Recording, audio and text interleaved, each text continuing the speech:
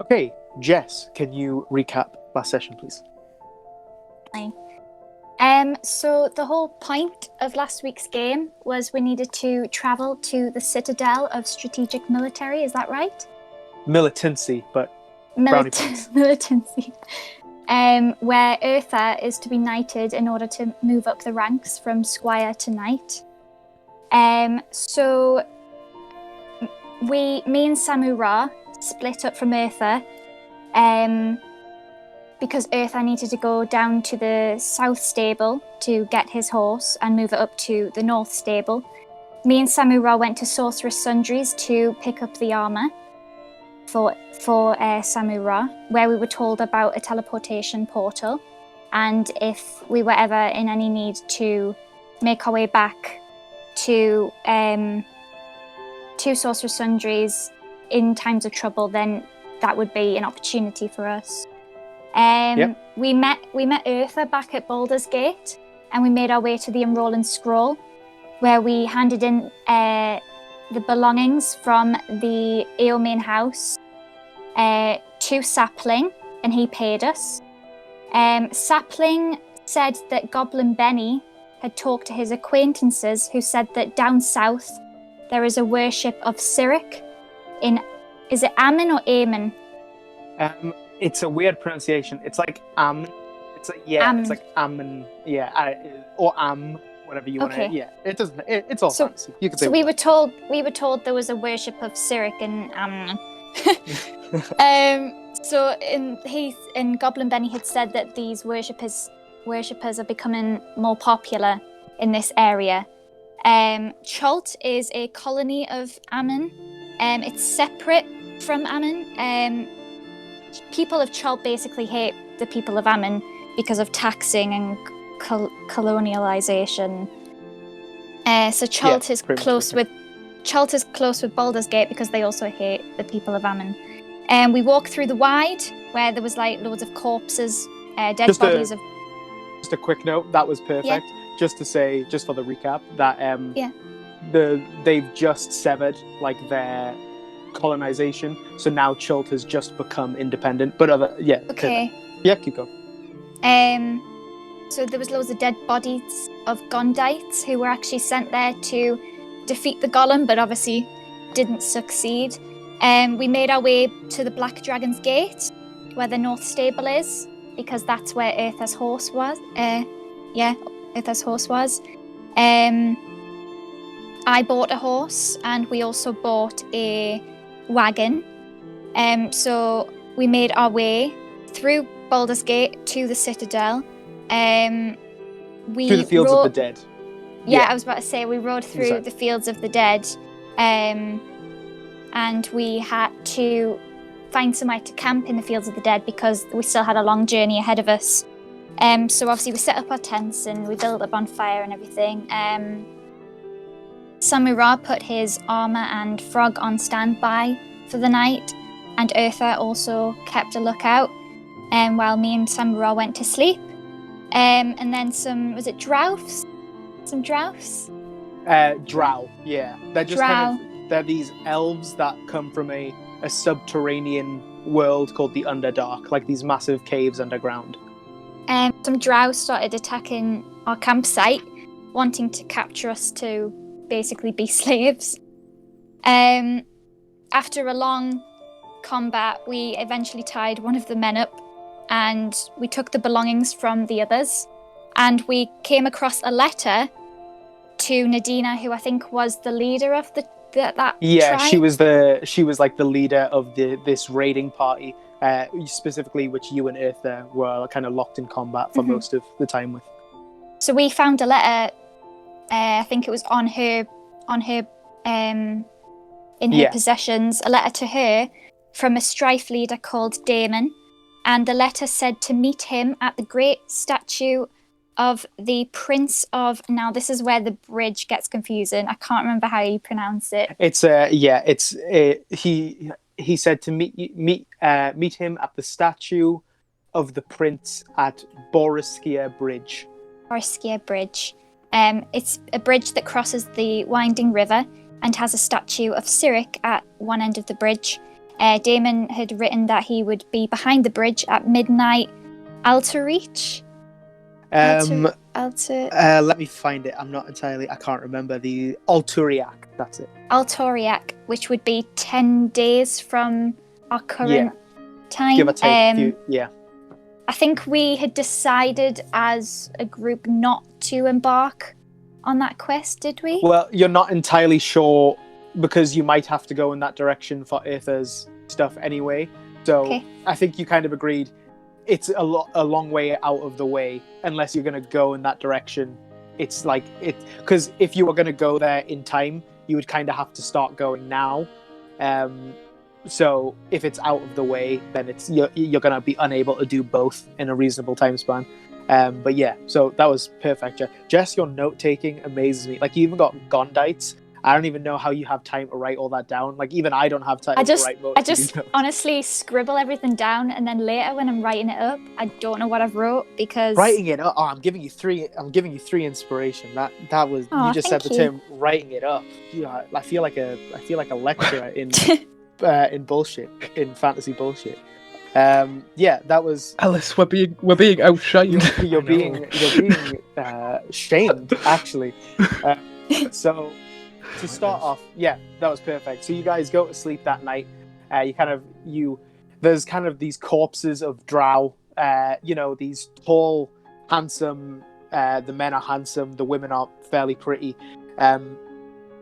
These elven figures, they're standard other, like they look just like other elves, except their skin is like this charcoal grey black. They're like 6 to 7 feet tall, thin, slender, white hair.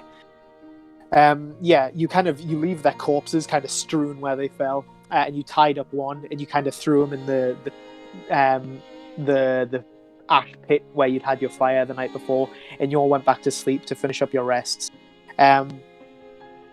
So we'll start with Samura. You're kind of like a little bit restless. Like you're not awake, and you just feel this like gentle kiss on your forehead, like this distinct impress that could only be like the impress from two lips, and it's a soft, gentle like pluck on your forehead. You feel it like ruffle the feathers there on your like directly in the center of your forehead, and your eyes kind of like blink awake in response, and there's no one there, and you immediately feel like this chill grab you, because now that you're awake again, you all just went back to sleep quickly, but your tent was like gashed the night before, so like one of the walls is kind of flapping in the wind, and so it's getting quite cold. The damage, it was just one cut. You think you could like probably repair it in like pretty quickly within 20 minutes, but or you could just pack it up, whatever works for you. But you are now awake. The other two are still asleep. Sorry, did you describe the kiss? Did you describe the kiss as like you said a pluck, didn't you? It was definitely lips. It wasn't like this is the thing. You've never, like, as Samura, you've never felt that exact sensation before. But like, as an equivalent for all of us to like imagine what you felt, it was like the distinct, somewhat like a mother or someone like that, like a kiss on the forehead, like too soft, like a lip impress, and it just kind of fluttered you awake. You weren't sure if it was like part of a dream, if it was just a fleeting feeling. And as you your eyes flickered awake, you didn't see anyone there in like your cramped tent for one person. And then as you kind of like looked around, you immediately felt the chill of like the winter air coming in through the gash in your tent. Can I take a step just outside the tent quickly, a perception check, just see if I can see anything? Yeah, sure. So you kind of like, do you go out of the gash or do you like open up the door? I'll open up the door. Yeah, so you kind of like move some of the hides out of the way and kind of climb out, kind of crick your back as you stand up straight. Yeah, make a perception check. That is 19. 19. So you see Jade and Abba, your familiar, in the form of a frog, sitting on Jade's shoulder. And Jade's helmet kind of swivels to look at you as you come out. Not much more of a reaction beyond that. You can hear Anya and Eartha, like, not necessarily snoring, but just like that sleep breath, like that heavier sleeping breath. You can hear them coming from their respective tents. You look around.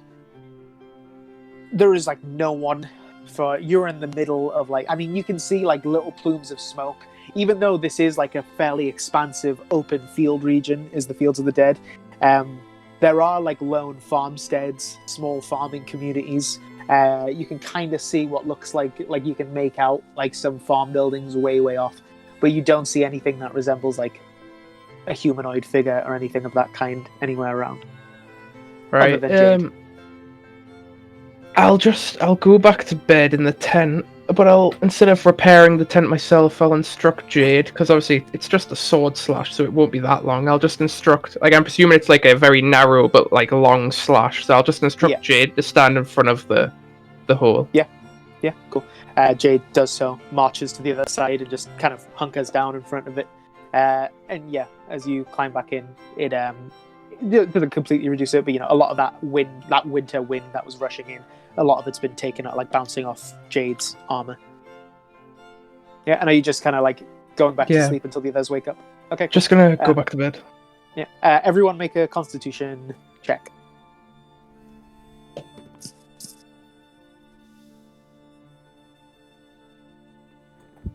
19.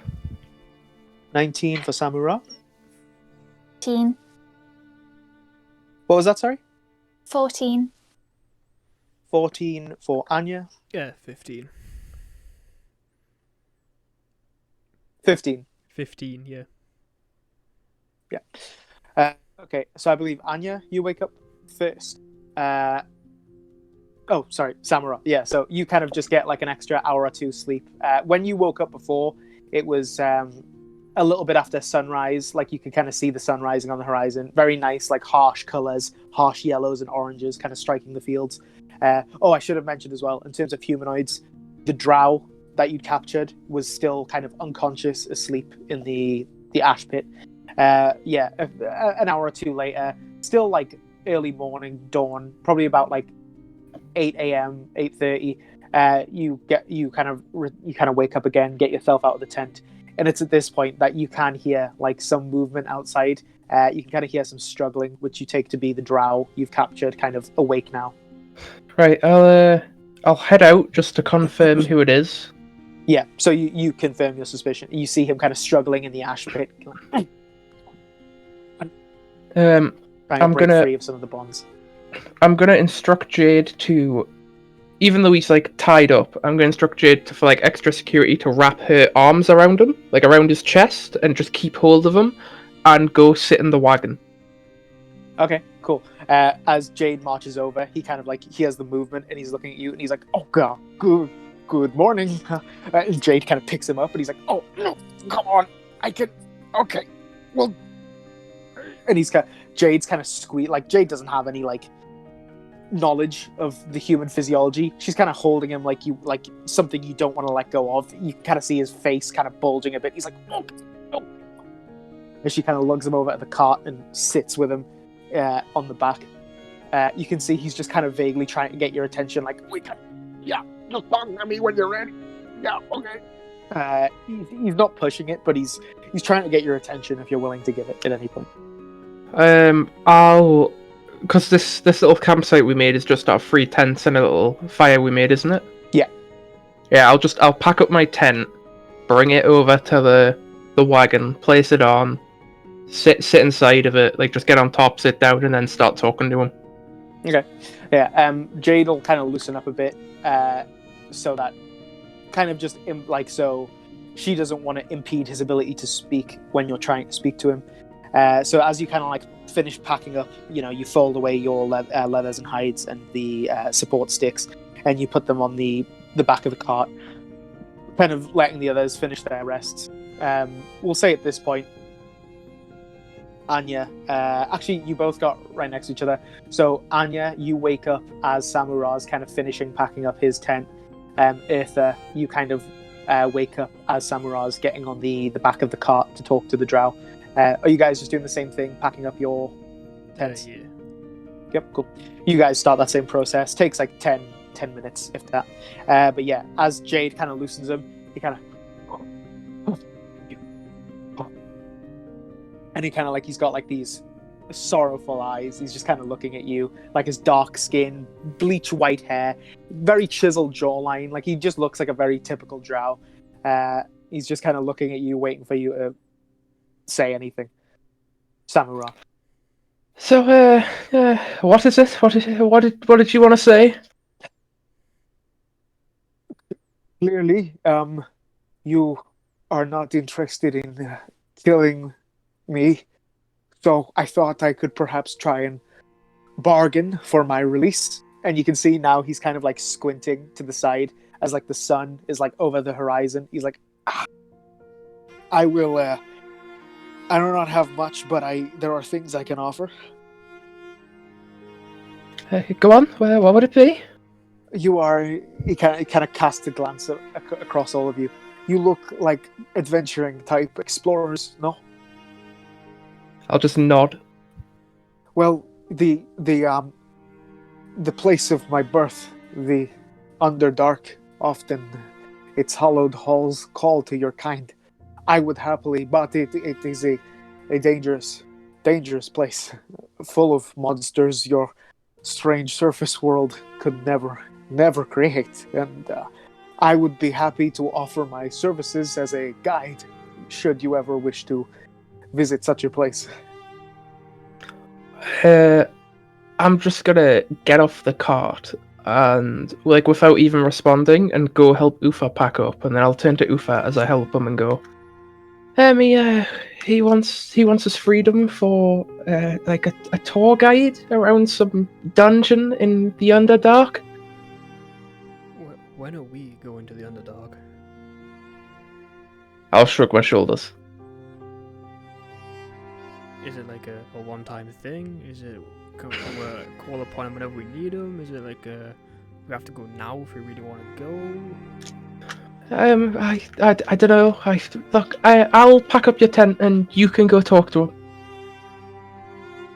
Right. I'm just gonna keep packing my tent up and wait till all three of us are finished doing what we're doing. Okay, so Samura offers, but you continue to pack your tent. Yeah, so you and Jess, you and Anya finish folding away all your stuff around the same time. He's still sitting there, kind of like swaddled like a baby in Jade's like arms and lap. And she's just like sitting on the back, like holding him like a large baby. And he's like, he's kind of glancing at you guys like, this is weird. What's happening? Yeah, what are you guys doing? I'm gonna ask him about his offer. Go. This offer of yours, is it a one-time thing? Is it we have to go now? Is it No. I mean, I assume you're doing something of some kind. I'm saying if you ever find yourself wanting to go to the Underdark, you can come to me, and I will be your guide. I know the Underdark well. I grew up there. I live in Skullport, is where my home is. Jess, Anya, you actually recognize the name Skullport. Skullport is a city in the Underdark underneath Waterdeep. So specifically, Waterdeep itself has this giant dungeon underneath it called Undermountain. It's like this upside down mountain underneath Waterdeep that's like different levels of this horrible Underdark dungeon that progressively get more like alien and monstrous the more you go down. Skullport is a city or a port city in the Underdark on the third level down of Undermountain. So you recognize the name. And he said, I live in my home is in Skullport. If you ever come to Skullport, I can show you into the Underdark from there and be your guide. Or if you intend on entering the Underdark from another location, if you give me enough advanced warning, I could meet you there, but I will need time to travel. You guys know the Underdark is fairly well known about, if not like you don't know the specifics, but the Underdark is as big as the continent. It's just underneath. Like it's this massive expanse of caves underneath the continent, and that's pretty much as big, but a lot more dangerous, a lot more alien, a lot more deadly. And there's a lot of like portals that lead straight into the abyss where demons come from. It's a very chaotic, scary, dark place. He's like, but I can show you from anywhere as long as I have enough warning. But if you just wanted to visit the Underdark, you could find me in Skullport without much warning, and as provided I'm there. But and he's looking specifically at the sun now, and then like around at his dead compatriots. I don't think I will be going out much anymore. I think I will find work in the city. And who are you? My name is Vrit. That's Vrit. My name is Vrit. I am a contractor from Skullport. I was just hired by her, and he kind of motions at the leader with his head. Nadira. She hired me and some others to assist her in capturing you. Specifically capturing you. That was our orders, but I don't know anything about it. You can trust. I have nothing to lose, and I do not care if you walk free. I was just doing my job, and I do not think I'm going to be able to take care of you all on my own, so I have no reason to try. I'm gonna walk. Insight check? Yeah, make a quick insight check. While he's insight checking, I'll walk behind the guy and like kind of raise one of my talons, ready to cut the rope. Cool. Ellis, what about? 23. 23. Quick maths. You've kind of been watching him for facial tics. You know, you've heard a lot about Drow. Drow are kind of stereotypically supposed to be these evil, conniving creatures. But at the end of the day, that's kind of just some prejudice that's been put on them. Like, they're just a species of people. They're just a race at the end. Like, they don't have much more of a tendency one way or the other. You can't detect a lie that he's told so far. He seems fairly earnest.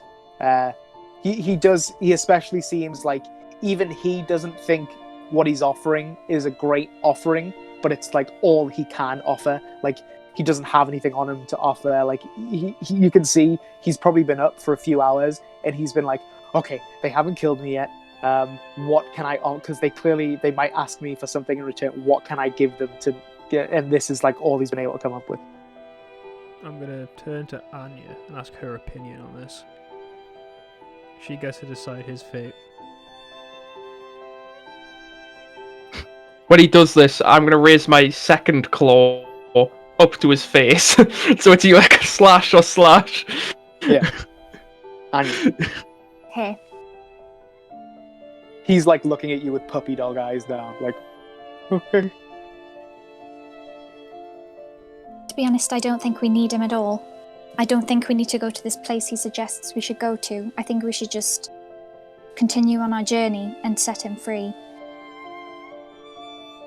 I mean, that sounds equal. He kind of like you start speaking and he just shouts over you. That sounds also fine, but even if you just let me go, the offer still stands. I don't want to piss you off. In fact, that I look even more noble. I mean, I was just gonna say, we don't have to take his offer up. It was just an option of do we kill him or do we let him go? That's all you have to choose. Just know, if you let me go, you have a friend in Skullport, which I don't think anyone has ever said in the history of anything. So. I'm gonna untie him. You slash his ropes, and you can get he visibly relaxes a lot, and then he kind of feels the burning from the sun, and he's like, oh, okay, and he kind of steps off the cart and wipes himself down a bit. He looks around at his friend, you don't get the sense that he was friends with any of these people. These are all just kind of mercenaries that Nadira hired out of Skullport and other places. And he kind of looks amongst you, and he's like, cool. It's been a pleasure doing business with you. Would I know if money has a value in the Underdark? Go for it. Would it actually have advantage on this because Anya's in your party, and I'll kind of work them in together. So make a intelligence check. 15. 15.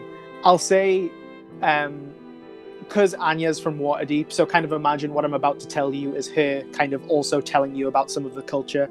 So yeah, Skullport is this subterranean. So basically, there's two ways of accessing Skullport. There's underwater sea caves in the Bay of Waterdeep that can go to Skullport, and there's also like through the Underdark. One of the more popular ways, there's Anya would be really familiar with this. There's this tavern in Waterdeep called the Yawning Portal, which was opened essentially as basically this adventurer found an entrance to Undermountain in Waterdeep, and he built a tavern on top of it and charges adventurers to go down the elevator into the dungeon. So there's just like an entrance to this dungeon in his tavern that he like charges people to go into. And so the other way is by fighting your way down to level 3 of Undermountain, and the city is located in that section.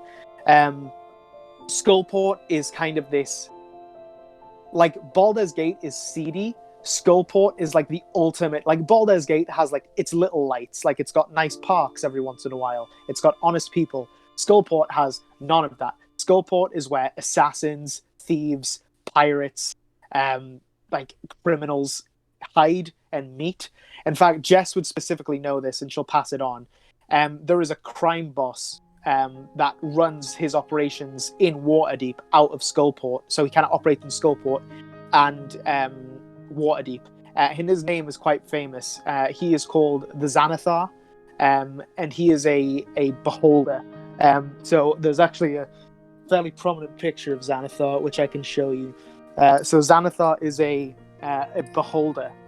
This creature, this like a spherical creature with eye stalks. So he's kind of like this monstrous crime boss that's active in Skullport. So yeah, money and like criminality, yeah, they are heavily influential in the culture of Skullport. Right. Yeah, that's all. I'll just turn to him. Well, best be on your way before we change our mind. And I'll kind of like, I'll wave, but with like one finger. But obviously for Samara, that's just a big talon. You can see he's like unnerved by it, but the only thing he is scared of right now is the sun. He looks like he's looking at the sky and the sun, and he is like, oh god, yeah, I'm gonna run. And he's like looking at the sky, and he's like, do you ever just worry you're gonna like fall into it? It's terrifying. And he's like, oh, well, cool, thank you. And remember, Skullport, if you have a way of contacting me, go for it, or you can ask around for Vrit. Well, and he kind of hops and skips to the main road, and he kind of looks either way, and he's like, yeah, and he just starts walking in a direction. He has no idea where he can't remember where exactly they came from. You get the sense he was more of a follower, and he's just like, well, I'm gonna figure it out. And he just starts marching in a direction. Yeah. So what would you guys like to do? I'm assuming head to the Citadel if he's still. I think we should just carry on. Yeah. Carry on our journey. So you finish packing up your camp. You've got all your tents packed up. You kind of feed Sea Salt and Black Beauty, make sure they have like full stomachs for the day. They've had a night's rest, so they're ready for another day of travel. So you get them back onto the road. Make sure your cart is all the wheels are fine from the night off road, everything looks to be in order. You set off. We'll say, could everyone just make a perception check? Unnatural 20. Calculator time. I mean, if it's above 30, just say 30. It's above 30, but what was yours, sorry, Jess? 10. 10. Okay. 34. So Eartha and Samura, about an hour of like overland travel later, so an hour of riding along the road, the coastway north. You can make out the Citadel now. A little ways to the distance, if like another hour or two's travel ahead. so it's kind of like a small castle. The walls, like the outer walls, are this red and white checkered material, like pattern. So imagine like a chessboard pattern that wraps around it, like these red and white squares.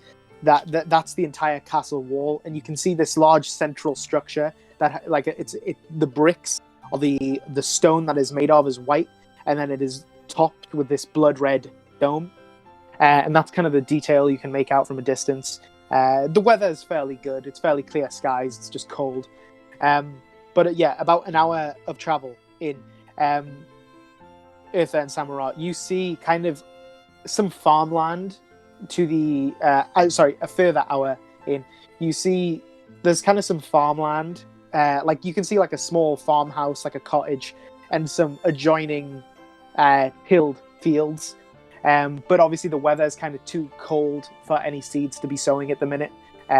You can see there is like a whole cohort of people in red and white regalia, training, like probably about like 20 people, all just training in swordplay, in weapon handling, on this currently unused patch of farmland. They all look to be kind of human or half-elf. The only guy that looks a bit different is there looks to be someone who's kind of in charge, kind of shouting some orders, shouting some maneuvers. He looks to be a half-orc. But other than that, yeah, they don't interrupt you unless you want to get their attention or make your way to them. They won't interrupt you, but you presume they are from the Citadel. They're wearing your colours. Yeah. Can I spend however long this journey is beginning to work on a day's worth of a spell? Yeah. From when you left the camp. Yeah. There's about what level spell was it? First level spell. First level spell. So you're kind of conceptualizing a new first level spell that you've been thinking about and jotting down in your notebook. The ride in between from point A to point B is about 3 hours. I think that's just enough for you to do a day's worth. Yep. So yeah, you can check off a day's worth of progress on creating that spell. Yeah. Eartha, do you want to interact with any of these people at all, or? No, I'll give like a friendly wave, but I'll just keep going. Yeah, that's fine. So none of them are really paying attention except the half-orc, who doesn't look to be actually doing any of the training. He's just kind of dishing it out. And as you're kind of like, as your cart's riding past, you like raise an armored hand, and he kind of just watches for a moment, and you just kind of see like a little tap at the side and a slight little like a respect of like, yes, I've seen you. And yeah, you ride on another hour or so, give or take a few minutes, and you are now well within the shadow of the Citadel. The Citadel is built at a junction between a main road and an off-road.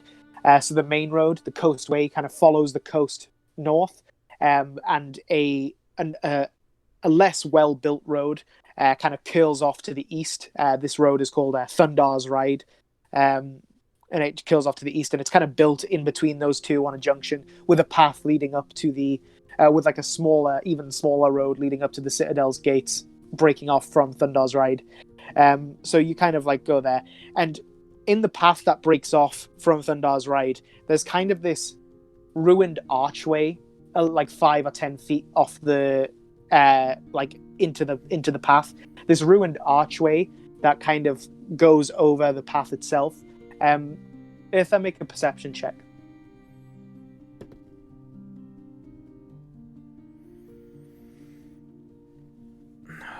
19 plus 40, 38. 38. Yeah, so you spy immediately at the peak of this archway, even though it's all crumbling. All it is really the frame, like the actual like semicircular frame, and some bricks strewn about. You can see right at the peak this archaic version of the Red Knight's crest, the knight's chess piece symbol, or in the Forgotten Realms lance board piece.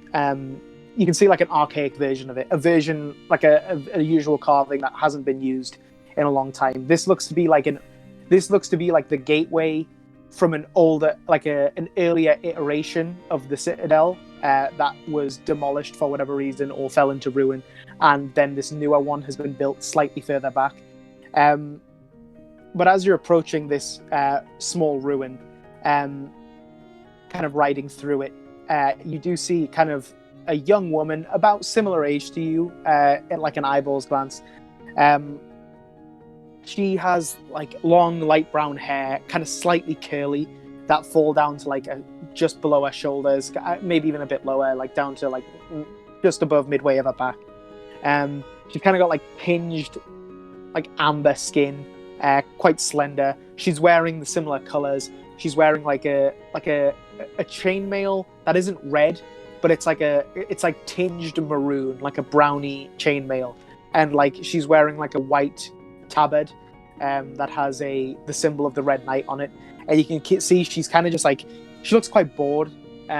She's kind of just like, she as soon as she kind of spots you approaching, she kind of perks up, and she just kind of looks like relieved that something's happening. You can kind of, as you're kind of approaching and she doesn't see you, you kind of see her kicking some grass, like she just looks quite bored. She is armed. She has like a long sword in a scabbard, but as you approach, she kind of like steps into the center of the road, kind of blocking your horse and cart from passing the ruin. She kind of steps into the center of this archway and blocks your progress, and she says, who might you be?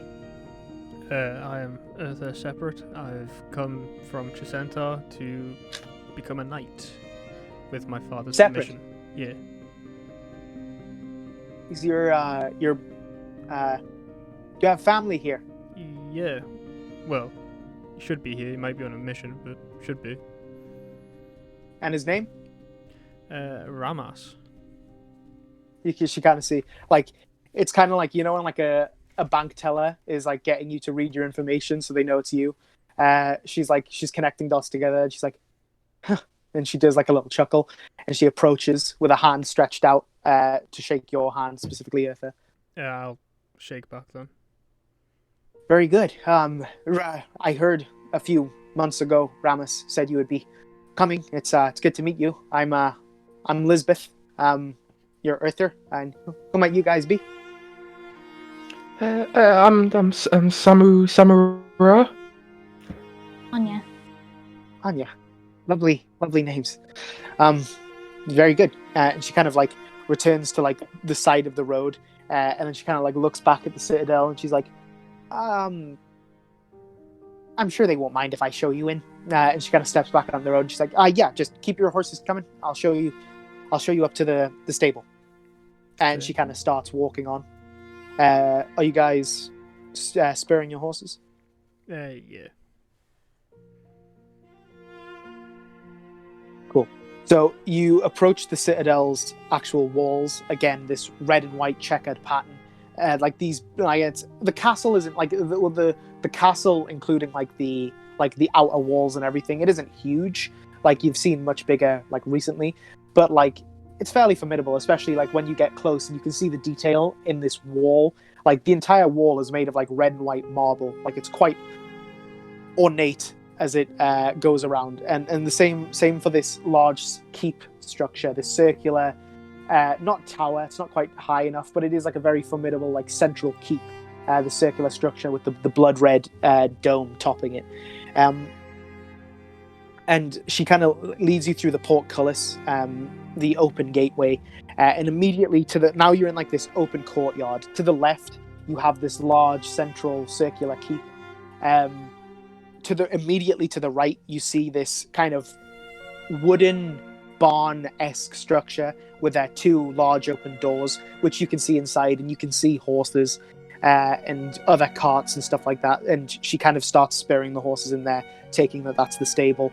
And you kind of behind the stable, not behind the stable, but also to the right, just kind of further back, you can see what looks to be a large manor house, still within the castle walls, just disconnected from anything else. It's just a manor house that's standing on its own. You see she kind of, this stub hill dwarf, you can see he's kind of got like missing teeth, dark black hair and beard. He kind of steps out in the stable, and she kind of like hands off the horses to him, and they exchange a few words, and he leads the horses and starts stabling them. Everyone make a perception check.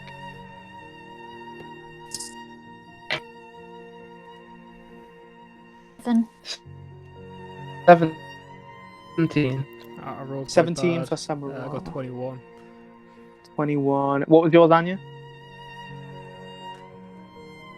you say it again? 11. 11.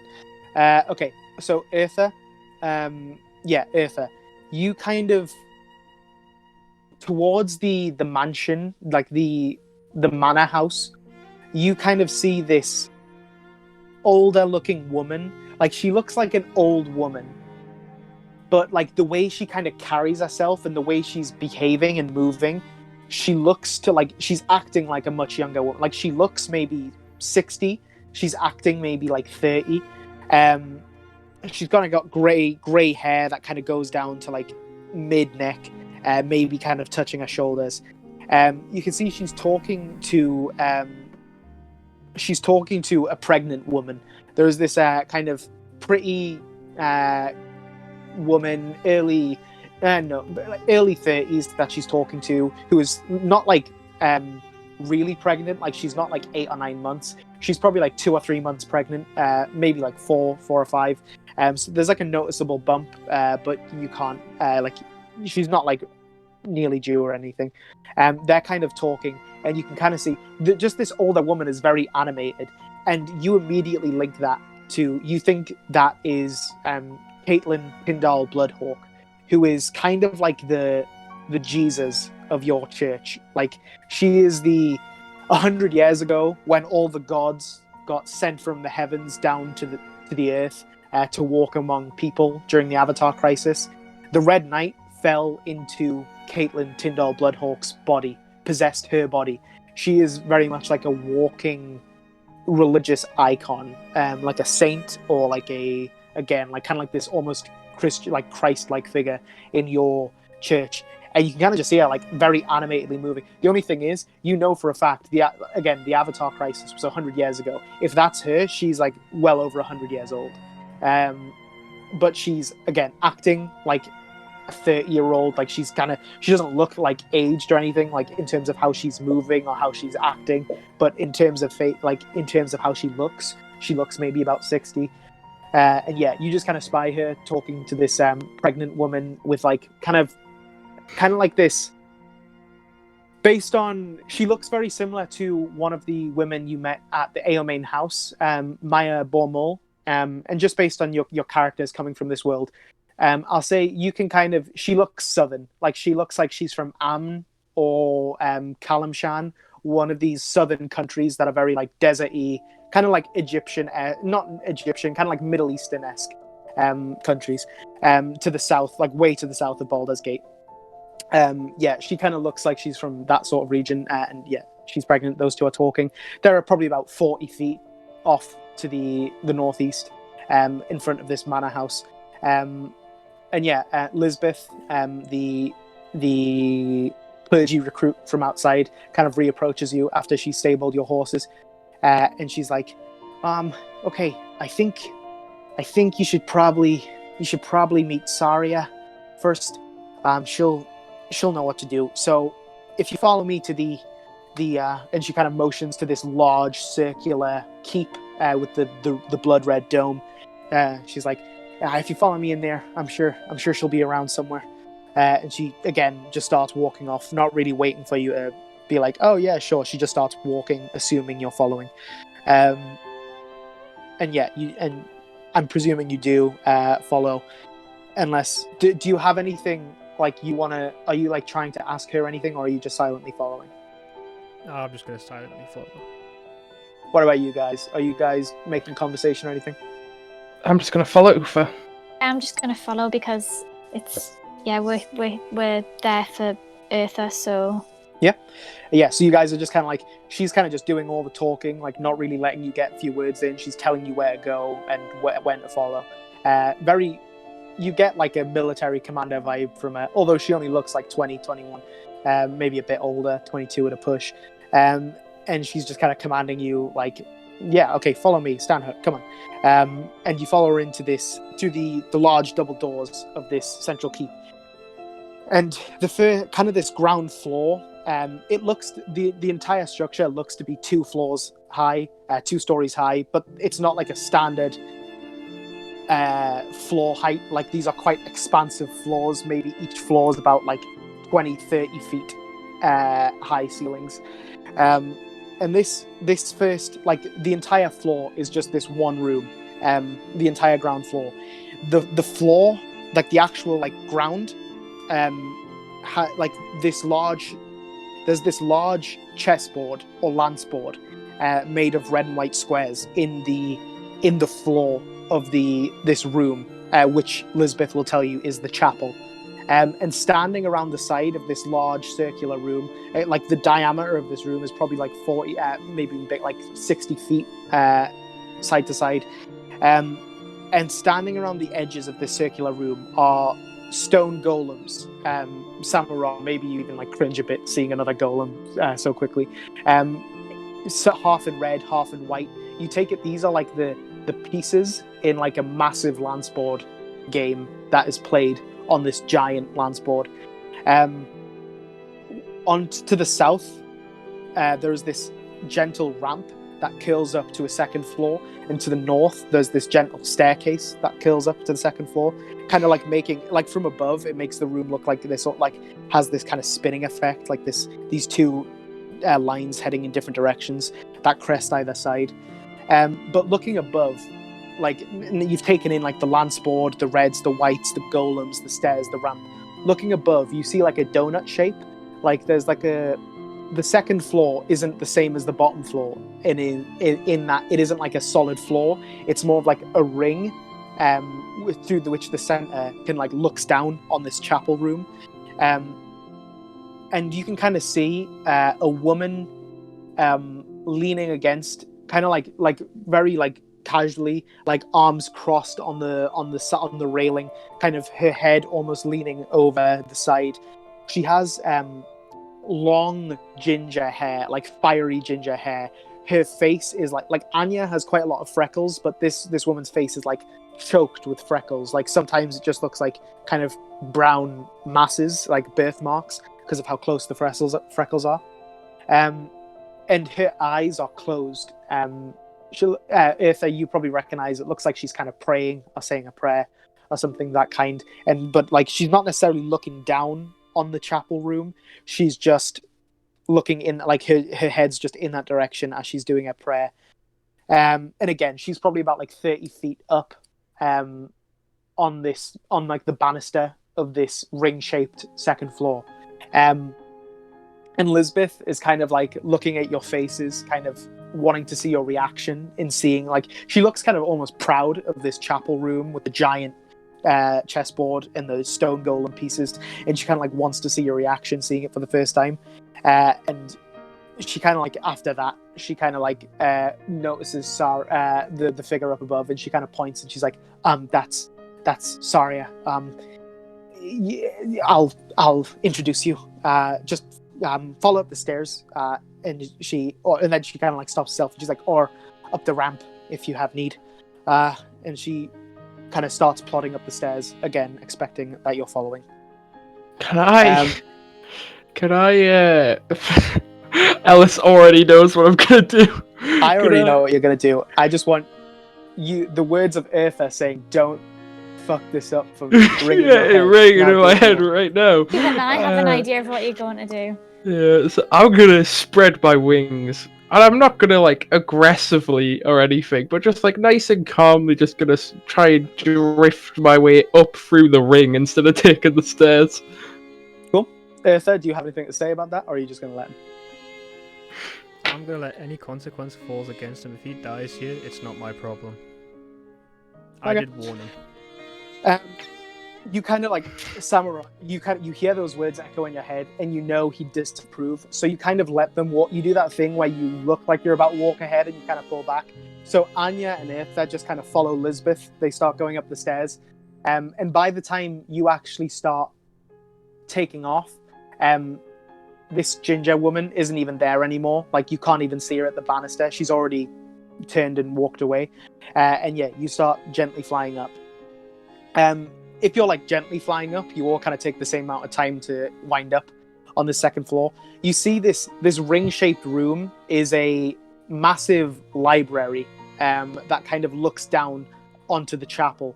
The walls are just like the exterior wall is just like one massive bookshelf that just curls around in a circular form.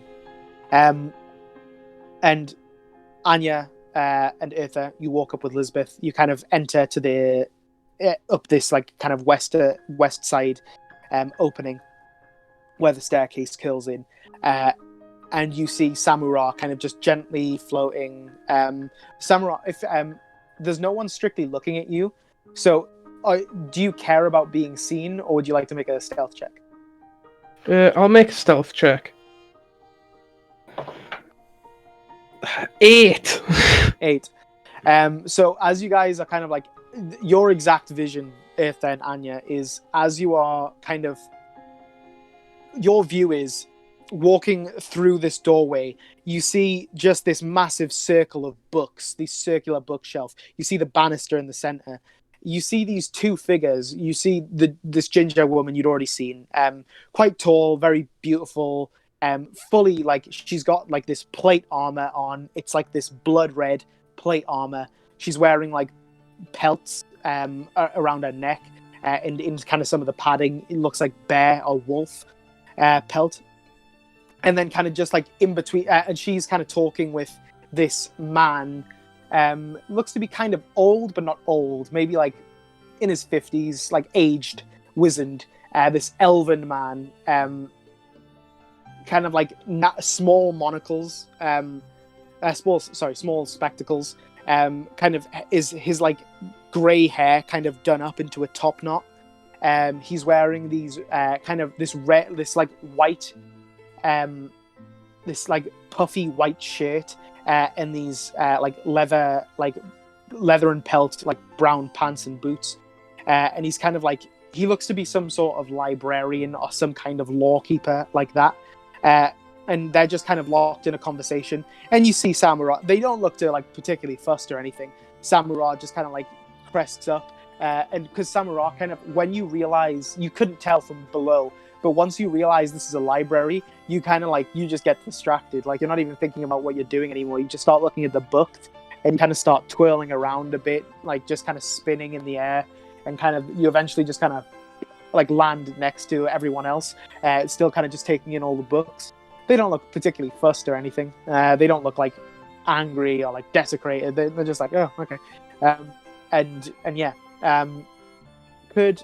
Not Samura, because he came from a different angle, but Anya and Eartha, could you both make perception checks?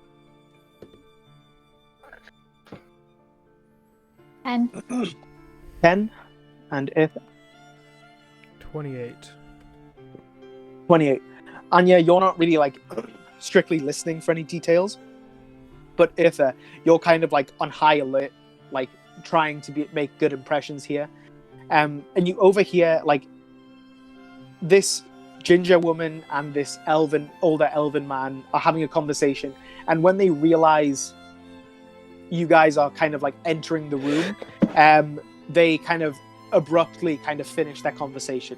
Like they go like, okay, well, we'll pick that up. And then they kind of turn their attention to you, but you kind of catch a last bit of detail. You get this, well, you know, this is Saria. That's you heard Lisbeth say her name. You know, this is Saria. And she was talking to this elven man and saying that she is worried about someone who's gone somewhere. Like she was kind of expressing her worry about something or someone to this elven man, and he didn't get a chance to reply before you guys entered.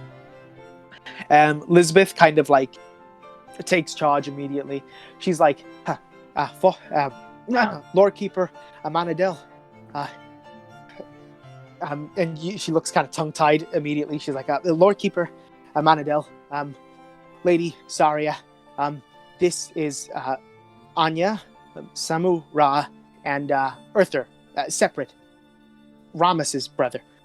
And you can kind of see immediately, like, the elven man kind of the elven man's just, his eyes are just kind of playing across all of you, like he's just inspecting all of you, like seeing what you're about. Saria, the ginger lady, takes a few steps forward to you, Eartha, and she kind of reaches a hand out, and you're not entirely sure what she's doing. And then a hand connects with like the center of your chest, and she reaches past your chainmail, and she pulls out your amulet, like your holy focus, the Red Knight's symbol, and she kind of holds it in her hand a minute. Kind of, she's tall, like she's very tall. She's like nearly 6.5 feet.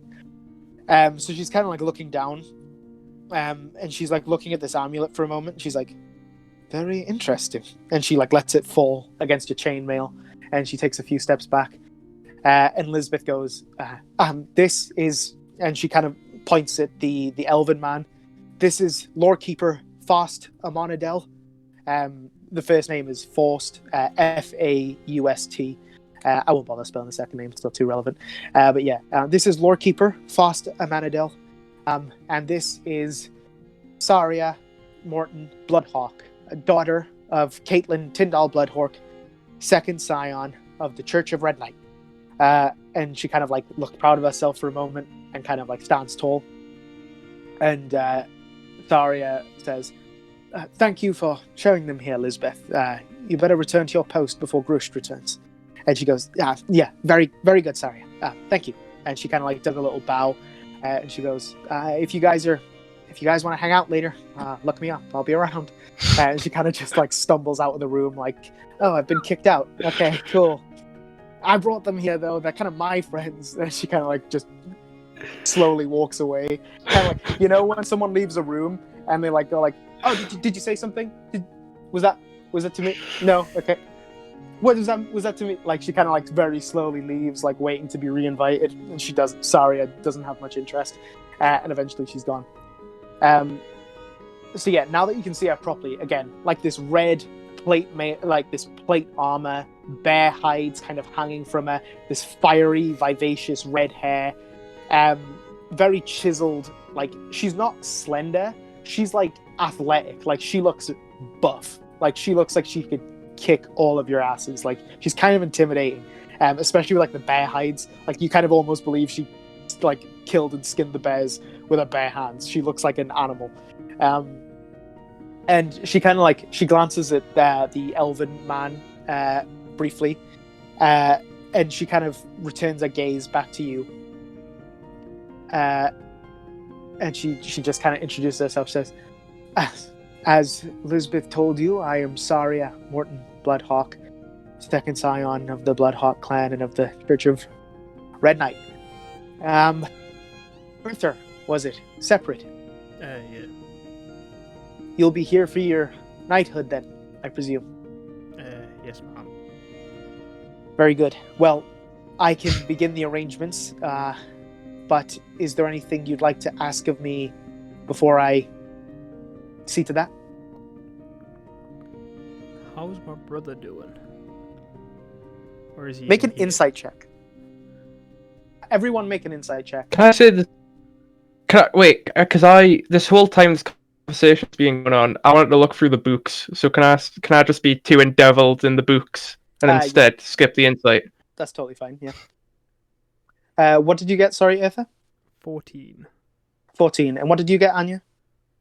17. What was it? Sorry. 17. 17. Eartha, you kind of. You don't. I don't even know how to describe it to you. When you mention Ramas, you see her react weirdly, like she thinks about it for like a second longer than you think is normal, and you just go like, "Huh, that's weird." But Anya, you kind of like, you being a bard, you kind of like, you know the stories, you know all the tropes, all of that. You kind of like, the reaction is like, she might as well have like looked to the side longingly and like bloom effect came over her. Like, it looked like she was like, when he mentioned Ramas and where he is, she looked like she looked quite longing.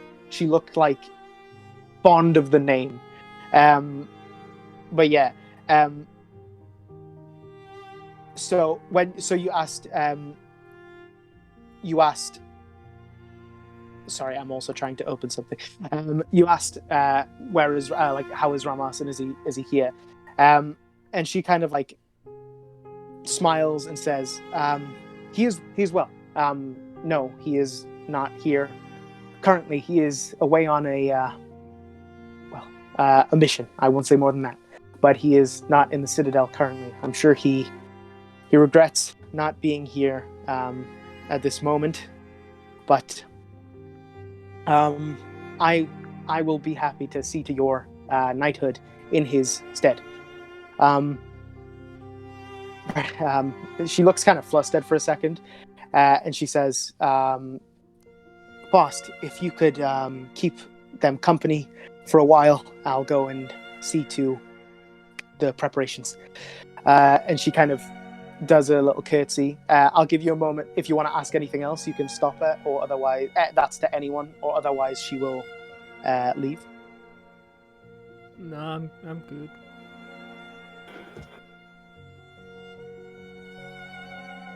Anyone? No. Yep.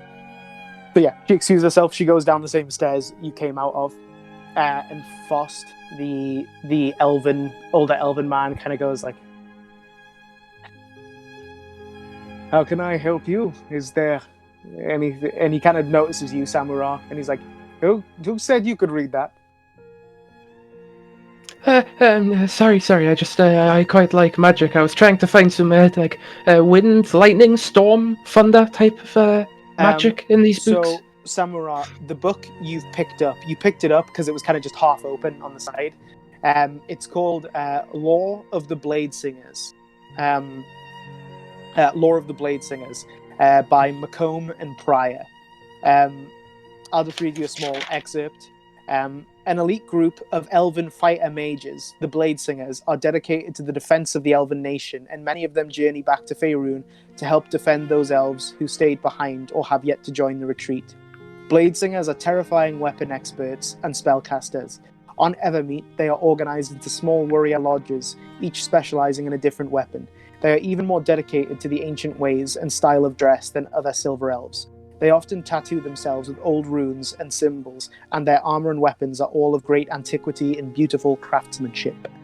And he kind of notices you reading it, and he's like, "Ugh, what do you think of the book, at least?" And he kind of sits across from you at this like small table, reading table. Did you say their blades were magic, or did they just have normal blades and were able to cast magic? They are weapon experts and spellcasters. So you imagine some of them probably have magic blades as well. They're just kind of they're elven experts in weapons and magic. Right.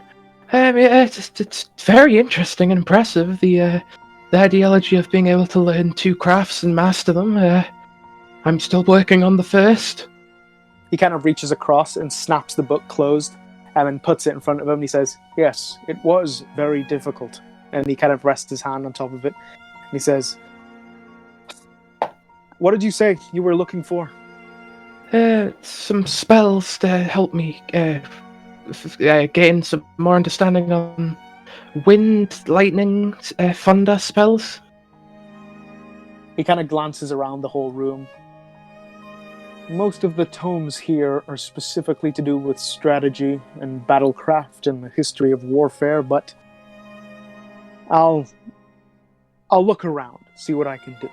And he kind of stands up again, kind of with the book tucked under his shoulder, the Lore of the Elven Bladesingers book. And he kind of looks back at the two of you, Irtha and Anya, and he says, "You're going to be here for a while. Is there anything I can get you?" Just some form of book on strategy would be good if that's alright. What a good student. What about you, miss? For me, thank you. Very good.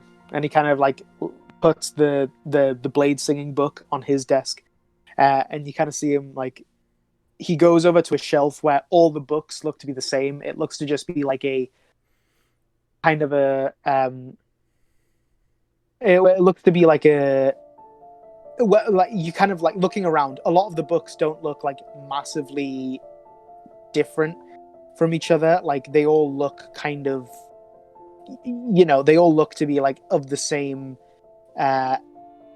element, and he just kind of like hands you a random, or like he takes a book, about just that kind of basic, like, it's just like it's like a general's account of a battle, kind of like what he thinks he could have done better, what he thinks he did wrong, and you just kind of like politely read through that. Anya, what would you like to do? You get the sense you're probably going to be waiting around for like an hour and a half.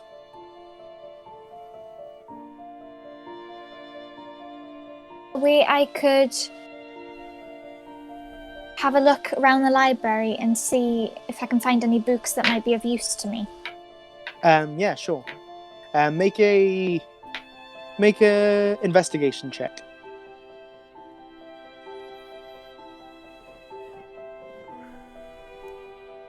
7. What was it? Sorry. 7. 7. Okay. You just kind of spy a book that it doesn't particularly have specific interest to you. It's just because you like reading about like monsters and bestiaries and stuff like that. You see a book called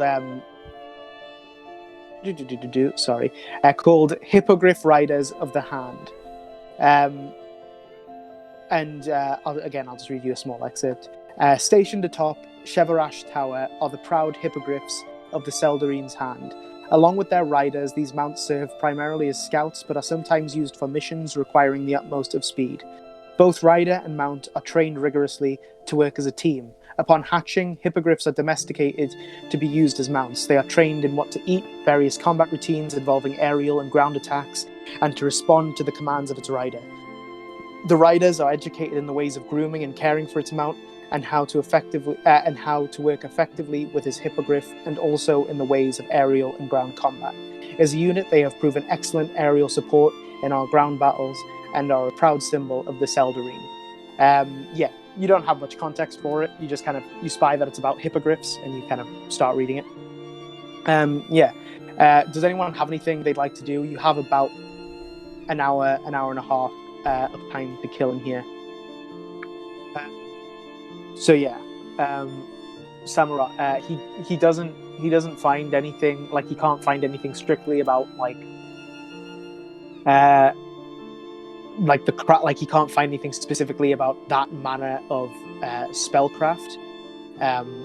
He kind of goes back to you and he's like, he is holding a book. You can't see the title of it, but he's like, I don't have anything on that. I don't have anything on storm magic or anything of that ilk. But and he puts a book in front of you. It's unrelated, but I thought you might find it interesting at the very least if you are a learned sort. And he slides it across to you slightly. Sorry, I'm just trying to find the right one. Here we go. So the book in front of you now is just called Arcane Brotherhood. It's called Luskan's Arcane Brotherhood, which Luskan is a city in between Neverwinter and Icewind Dale on the coast.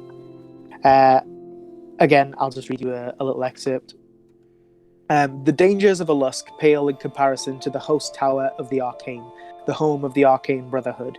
The magically created stone structure is built to resemble a giant tree or an open human hand. It rises into a central spire, surrounded by 4 spires at the points of the compass. All are of equal height, and each bristles with many lesser spires, balconies, and branching turrets. The Arcane Brotherhood is a mercantile company and spellcasters guild. It maintains several safe houses in Luskan and in other cities of the north, and at least one fortress somewhere in the mountains north and east of Luskan. The host tower, however, is the seat of its strength. Hard information on the upper echelons of the Arcane Brotherhood is very difficult to come by. It is clear, though, that some of the senior wizards have recently been destroyed or trapped in forms from which they can't escape, communicate, or work magic. Some have been moved behind the scenes, and some have left the Brotherhood to pursue their own aims, lichdom, mastery in other lands or planes of existence, and so on. Even still, it should be noted that the current activities of the Zentarum, the Cult of the Dragon, and the Red Wizards of Thay reveal that they haven't managed to place agents or even spies in any positions of importance within the Brotherhood. The Brotherhood has been known to change with menacing rapidity as its internal feuds tend to be deadly. Travelers are advised to avoid even coming to the attention of this evil, manipulative group. The only thing is, reading the book, you get the sense it's quite an old tome, so you don't know if the information is specifically up to date. The book itself looks to be like 70 to 120 years old. But, like the core information you think is reliable. But yeah, so you just read this book about Luskin's Arcane Brotherhood, or the Arcane Brotherhood, which is a guild that is based in Luskin. Yeah. If no one has anything else they'd like to achieve within the next hour, at the end of that time, throughout that time, Faust doesn't really make much attempt to talk to you. He just kind of sits doing his own work, and he kind of motions to see Lisbeth entering the second floor, and she says, "Arthur, they're ready for you downstairs." And kind of when you get up, Arthur, you can now see downstairs there are a lot of people in the chapel below, maybe like upwards of 50 people standing in a circle, kind of all facing inward. They're all standing kind of similarly to the stone golems. Obviously, they're not like pressed against the wall, but there's just like a circular crowd all looking inward. And she kind of stands by the door, like motioning her hand for you to go downstairs. Do you do that? Yeah. So you start walking down, and Anya and Samara, as you guys get up, she kind of goes like, "You'll have a better view from up here," and she kind of like leans against the banister, looking down, allowing you to join her. Just because the crowd downstairs looks quite thick, so you'll get a better view from up here anyway. So Eartha, as you descend the stairs, you kind of see the full force of this crowd. Again, like around 50, maybe more people, all to some degree wearing the colours of the clergy, all looking in, kind of like they all cast a glance at you as you are descending the stairs. The only people that aren't in this kind of circular crowd are four figures who are kind of separate from the crowd, who are not in the center of the lance board, but kind of just off the center, kind of indicating to you that you should go into the center. You can see Caitlin, or who you have assumed thus far to be Caitlin Tyndall Bloodhawk, the older woman who you saw outside the manor. You see Saria, the ginger warrior. You see a man who you don't know. He kind of just looks. He's a little bit shorter than Saria. He has kind of dark brown hair, kind of combed to the side. He has round glasses. And he is standing next to the pregnant woman that you saw before, the Amnian or Kalashite pregnant woman. Those are the only ones that aren't in this crowd. And you kind of get the atmosphere like, oh, I should go into the center there. I'm supposed to be in the center. And the crowd separates a bit for you to walk through. And you do. You enter the center of this space. And they kind of just... There's kind of this silence for a moment, just kind of hovering in the air. And Caitlin, who you now definitely believe to be Caitlin, the elderly, somewhat elderly woman, is just like kind of looking you up and down for a moment. She's kind of just inspecting you. She looks quite relaxed. And she says, "Are you the sword or are you the shield?" Sword. She looks kind of like behind her. There's a moment of silence. Saria, the woman with ginger hair, takes a few steps forward, so much so that she kind of passes her mother in relation to closeness to you. She doesn't waste as much time as her mother. She says, "Who do you call your enemies?"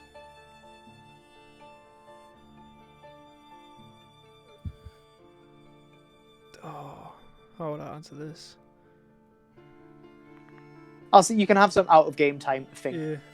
I'm just trying to think the best Kind way of to answer it. treat it like combat. Like you can have some time and be like, okay, what spells am I going to use? You can have some time to think. Am I able to help him? In what way? Like, am I allowed to talk to him right now out of game to discuss this? Yeah, sure. I'll say you guys, because like if you think about it, like you guys have been riding for 2 days. Like you've probably been talking about what he's gonna say. How, like, you know, you probably like. I'm fine with that. Yeah. Shouldn't it be something like chaos?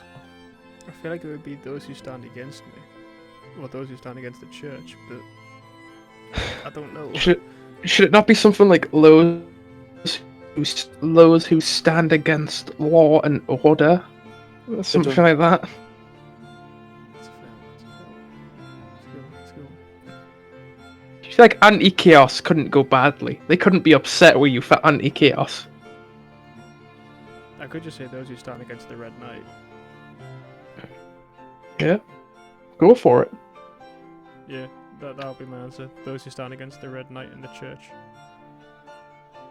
Cool. Caitlin, the elderly woman, no, you don't sense any change, but Saria kind of looks back at her mother for a second, and then to the gentleman with circular glasses, with a standing. He's kind of like he's kind of like got like his arm touching the pregnant one. You sense they are together, but then he kind of moves away from her. He doesn't come as close as you as Saria did. He's still behind he's still behind. You assume this is another Bloodhawk. You assume this is maybe Caitlin's son. He doesn't surpass his mother, but he does approach, and he says, "Who do you call your allies, your friends?" You can have some time to think. I'd probably say those who stand with me. But that's what came into my head. Yeah, I would say that then. Jess, any input before I finalise this answer?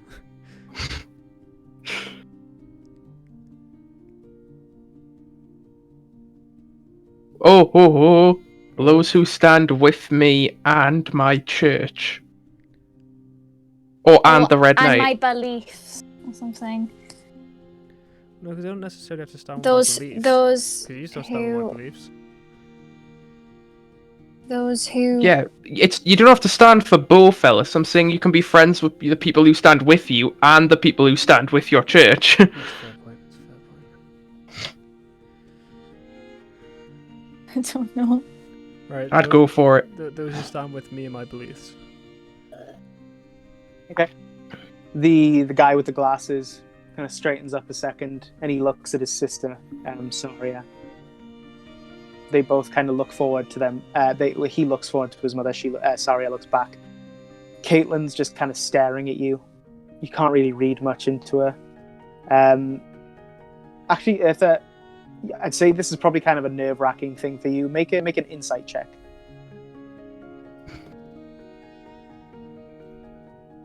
Oh, that's a solid 15. Oh, 15. You can see this is so rehearsed, and like you're like looking around, and like you can see like everyone in this room, like pretty much everyone. You can see there's a few like, actually no, there's no like squires here. Like everyone here has been knighted at least, and like all these guys are like you can see like they've all been through this.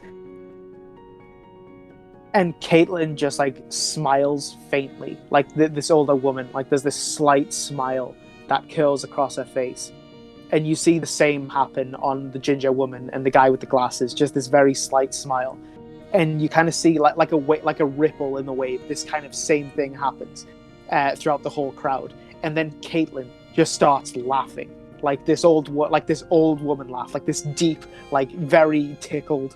Like she's almost like doubled over, like she's like holding her stomach as she's laughing. And the same thing, kind of like Saria and the guy with the glasses kind of start doing the same thing. The pregnant woman starts doing the same thing. The whole crowd starts laughing. It becomes like becomes like this cacophony. It's really loud. There's like 50 plus people in this room, all like almost manically laughing.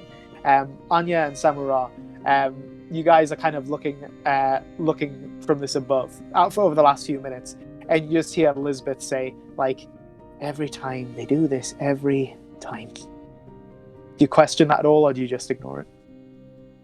Can I make a perception check on the room down? Because obviously Ellis can't really see past the crowd, but is there any chance I can get like a view behind the crowd to see what's happening behind everyone?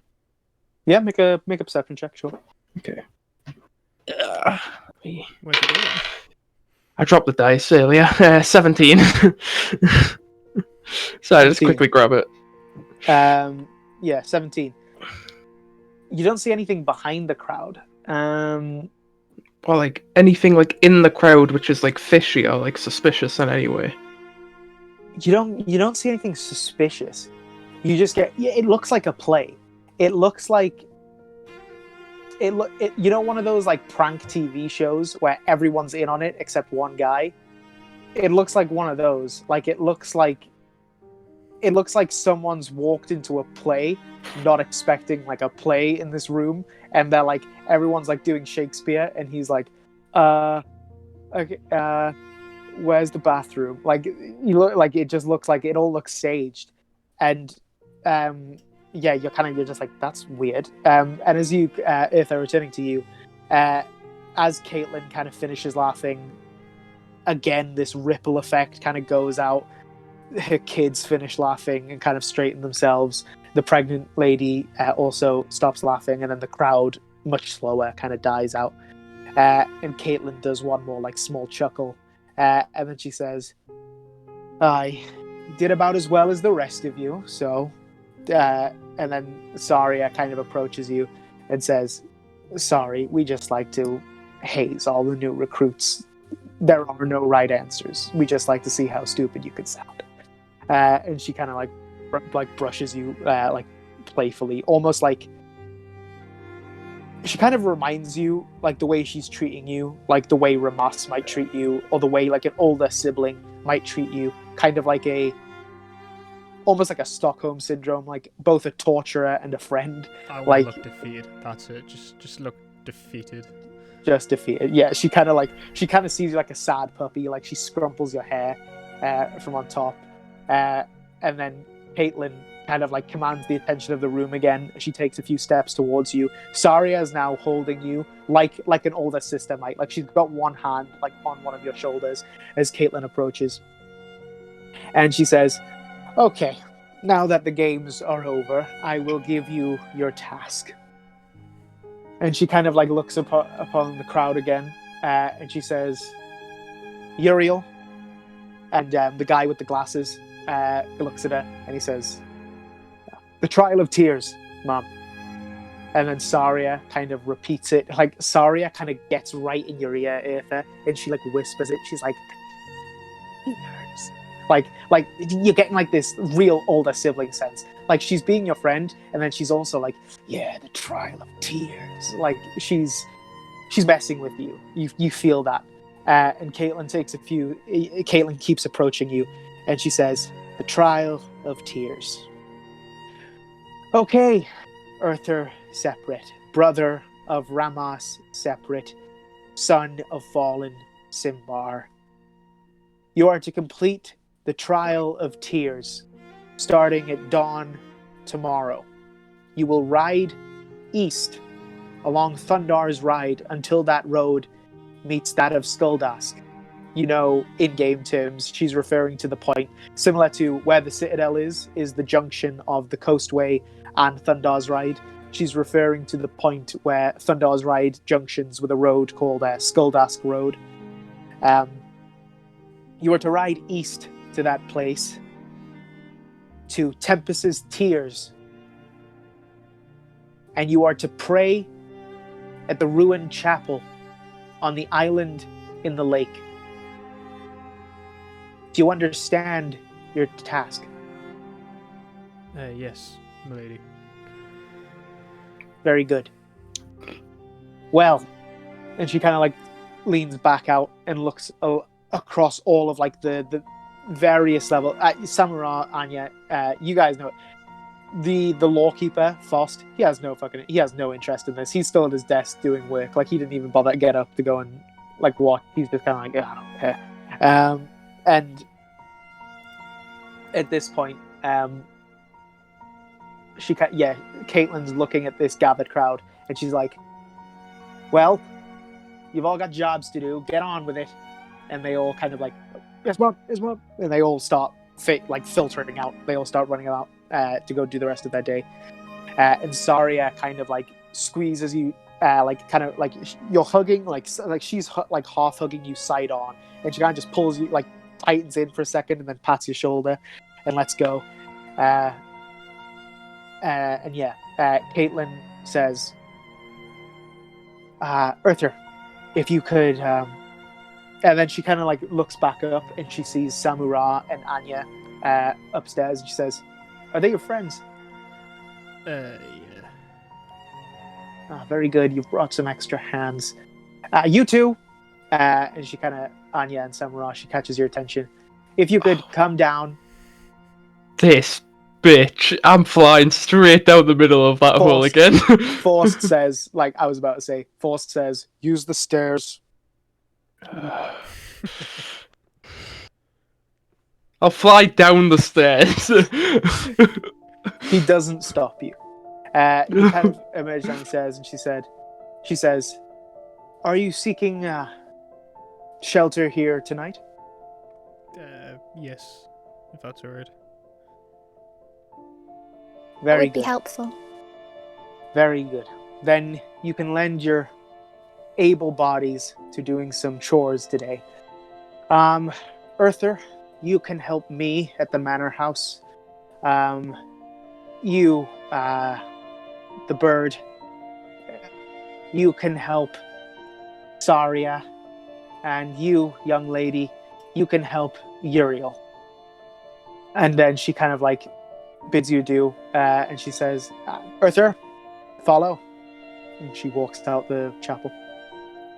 I'm gonna, like, as I'm like walking, I'm gonna turn around and just kind of go at Jackson, just at the pit. Yeah, so you kind of shoot him daggers as you follow the scion of your faith out of the chapel. Uriel, the young man in the glasses, approaches you, Anya, with his wife. He says, I am Uriel, the son of Caitlin Tindall Hawk, and that is my sister, Saria. This is my wife, and the pregnant woman approaches the Amnian or Kalashite pregnant woman. Says, and this is my wife, Verona. And Verona kind of looks excited, and Verona says, like, I was planning on painting this afternoon, if you would like to join me on the ramparts. Sounds lovely, I would love to. Very good. All of the women here are so... And she kind of like looks at Saria, and you kind of instinctively glance at Saria, and you just see this bear woman who like is like a grizzled battle hot, like she's got scars on her neck and on her face. She's like, all the women here are so horrible.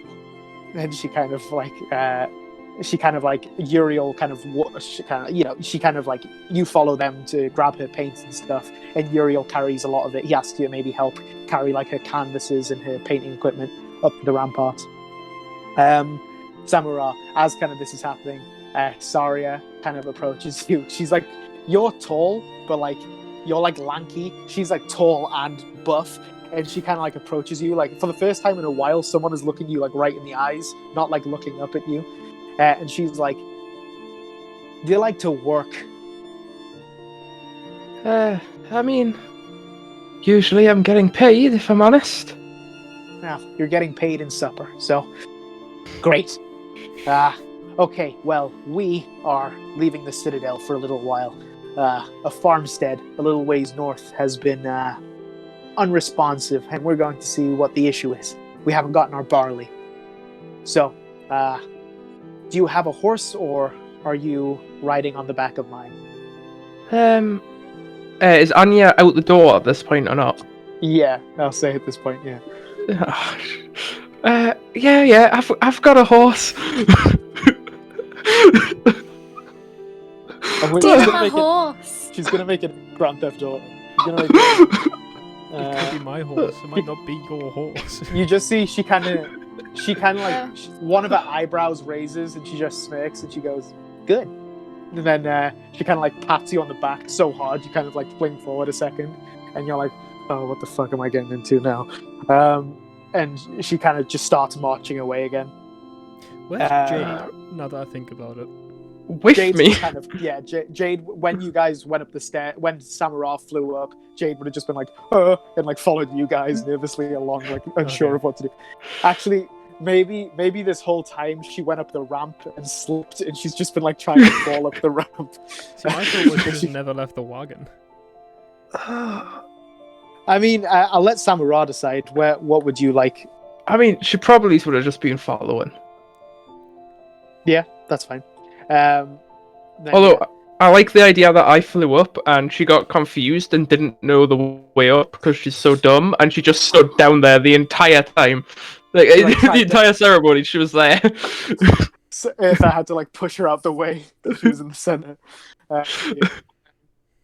Yeah, so we'll cut to Anya first.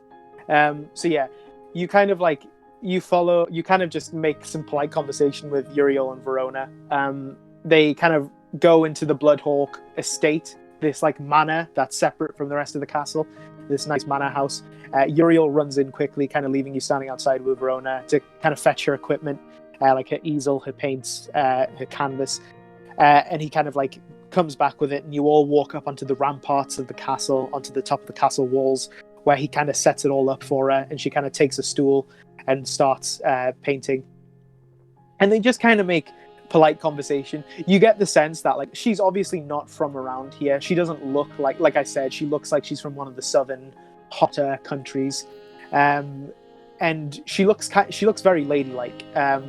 She looks almost kind of like a desert princess. And you get the sense she does just not jive with like these battle-hardened women and men who live here at the Citadel. All they talk about strategy and winning battles, and she's like, what about clothes? Like, she just wants to have like a nice, normal, non-death related conversation, and she's kind of relishing in that for a little bit.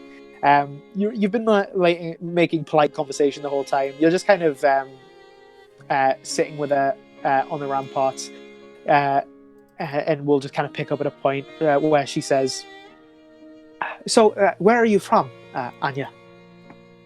I'm from somewhere called Waterdeep. Waterdeep, yes. It's a little ways to the north.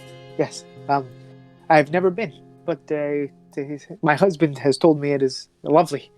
And Uriel kind of nods, and he's been like, it's been a long time since I've been up to Waterdeep, but do you miss home? I do. But I try not to let it hold me back. My parents wouldn't have wanted that. Yeah, that's probably for the best. Verona is from, well, it's complicated, I suppose. And she kind of, I'm from Little Kalimshan. And you guys probably would have, you'd recognize Little Kalimshan as so Kalimshan is one of the southern, it's the country below Ammon.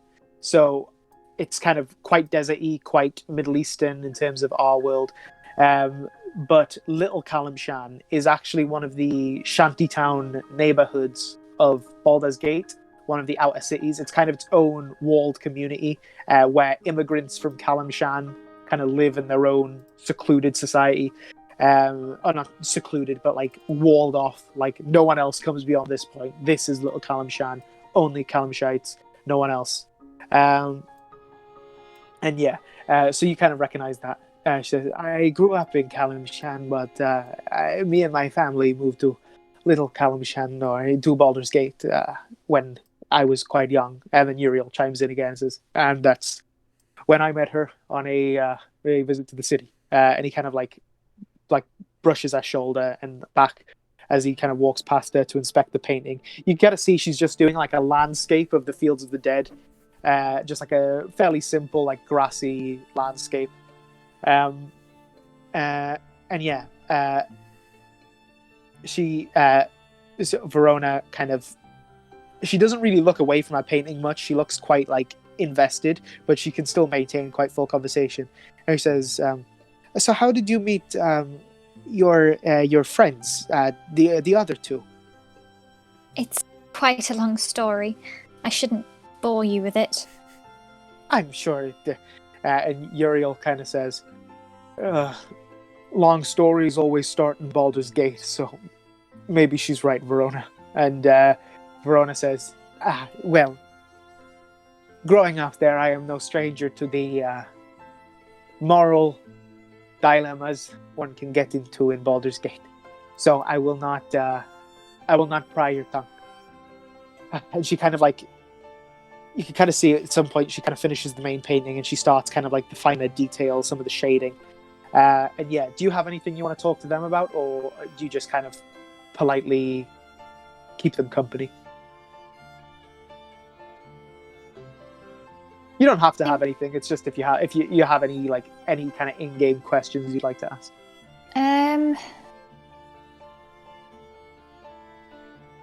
I don't really know what to ask them. Yeah, no, that's all right. Yeah, I don't know.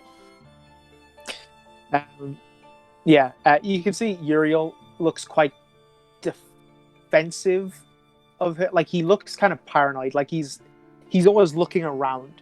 And, like, at first you think that's just kind of a general paranoia, but you get the sense it's because she's pregnant. You get the sense he's very, like, super, like, on ultra dad mode right now. Like, he's, like, super paranoid about every time, like, the wind rustles too much, he's like, ah, ah, ah. Like, he's always, like, he just looks super stressed and on guard. But yeah, other than that, nothing else super catches your interest. They just seem like they don't get a lot of conversation with people outside of these walls, so it's kind of nice to have someone from, like, a nice place like Waterdeep where they can have, like, a nice conversation. So next we'll go to Samura. So yeah, you and Saria march into the stables, and you kind of see this dwarf and it's kind of in the corner, kind of just urinating in, like, a pile of hay in the corner. And Saria kind of, like, claps her hands and says, "Barrett, get the horses ready." And he kind of goes, "What? Which ones?" And she's like, "His and mine. What do you think?" And he kind of zips himself up and kind of walks around, and he says, "Which horse is yours? Is it the black one or the white one?" The white one. White one, right. And he kind of, like, unbridles it. He, like, lets it out of a small stable like, gated area, and kind of unties a bridle and like hands the harness to you. It's still saddled and everything. It's ready to be ridden. You're standing in this position and you're like, I have no clue how to get on a horse. I'm gonna fly above the horse. I'm gonna fly up and then drop myself on. I think that's Sorry, a I really performance check. Make a deception check. I want to see if you can make it look like. Okay, I want to see how long you stare at it before you're like.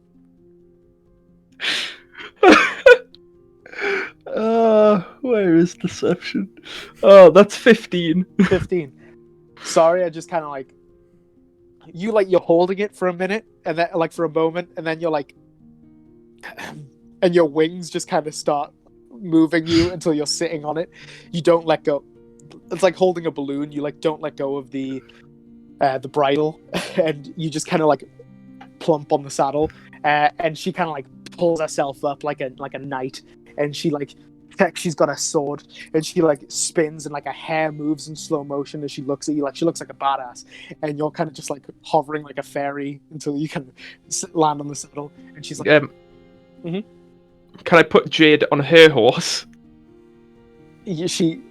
I'll say at this point she's kind of accustomed to the fact, and, like, Jade is kind of like, Jade does not know what to do. Jade just kind of, like, sees over it, like an unconscious body on the back, and she kind of looks at it, and there's just a frog, like, sitting on his butt, and she's like, all right, and like her horse just bolts off, and you follow. You're now sitting there and you're like, how do I do it? Where's the pedals? Make an intelligence check. 13. 13. You kind of think about like the reins. You kind of think about doing that for a second, but then you're like, no, I'm sure you do that during it.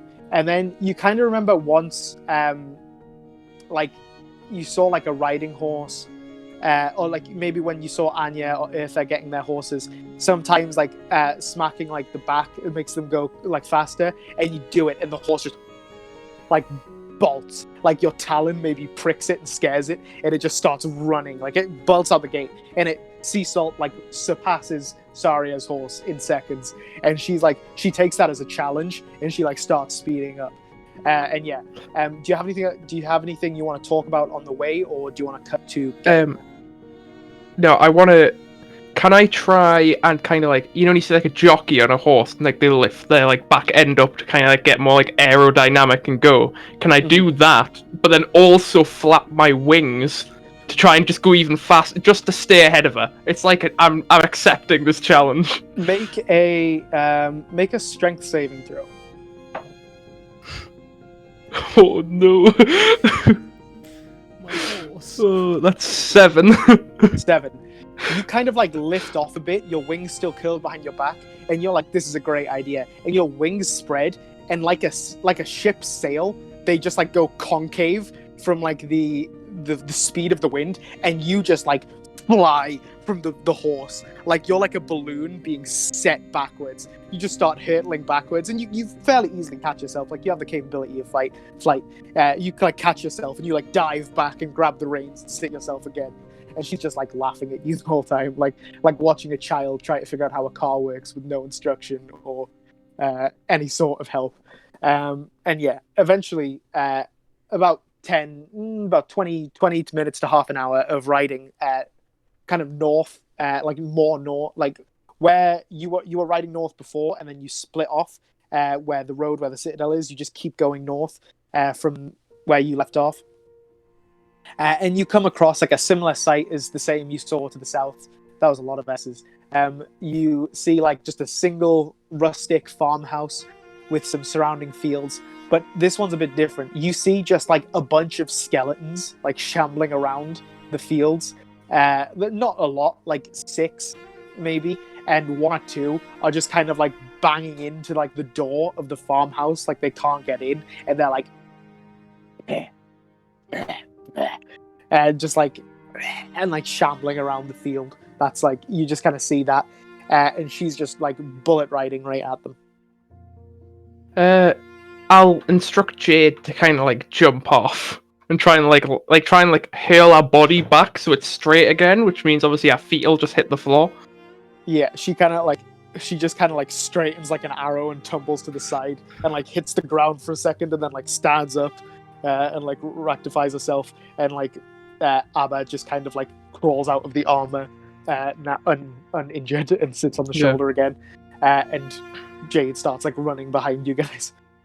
And then I'll get off my horse when I'm like 30 to 60 feet away, whatever distance I gauge, try and like get off safely so I'm at a range still. Mm-hmm. Well, and then I'll start approaching. Skeletons are super weak, so I won't make us play out the combat, but like what kind of like, what impression, like what are you doing during combat? What kind of impression are you trying to give on Saria, if any? Like how are you going about it?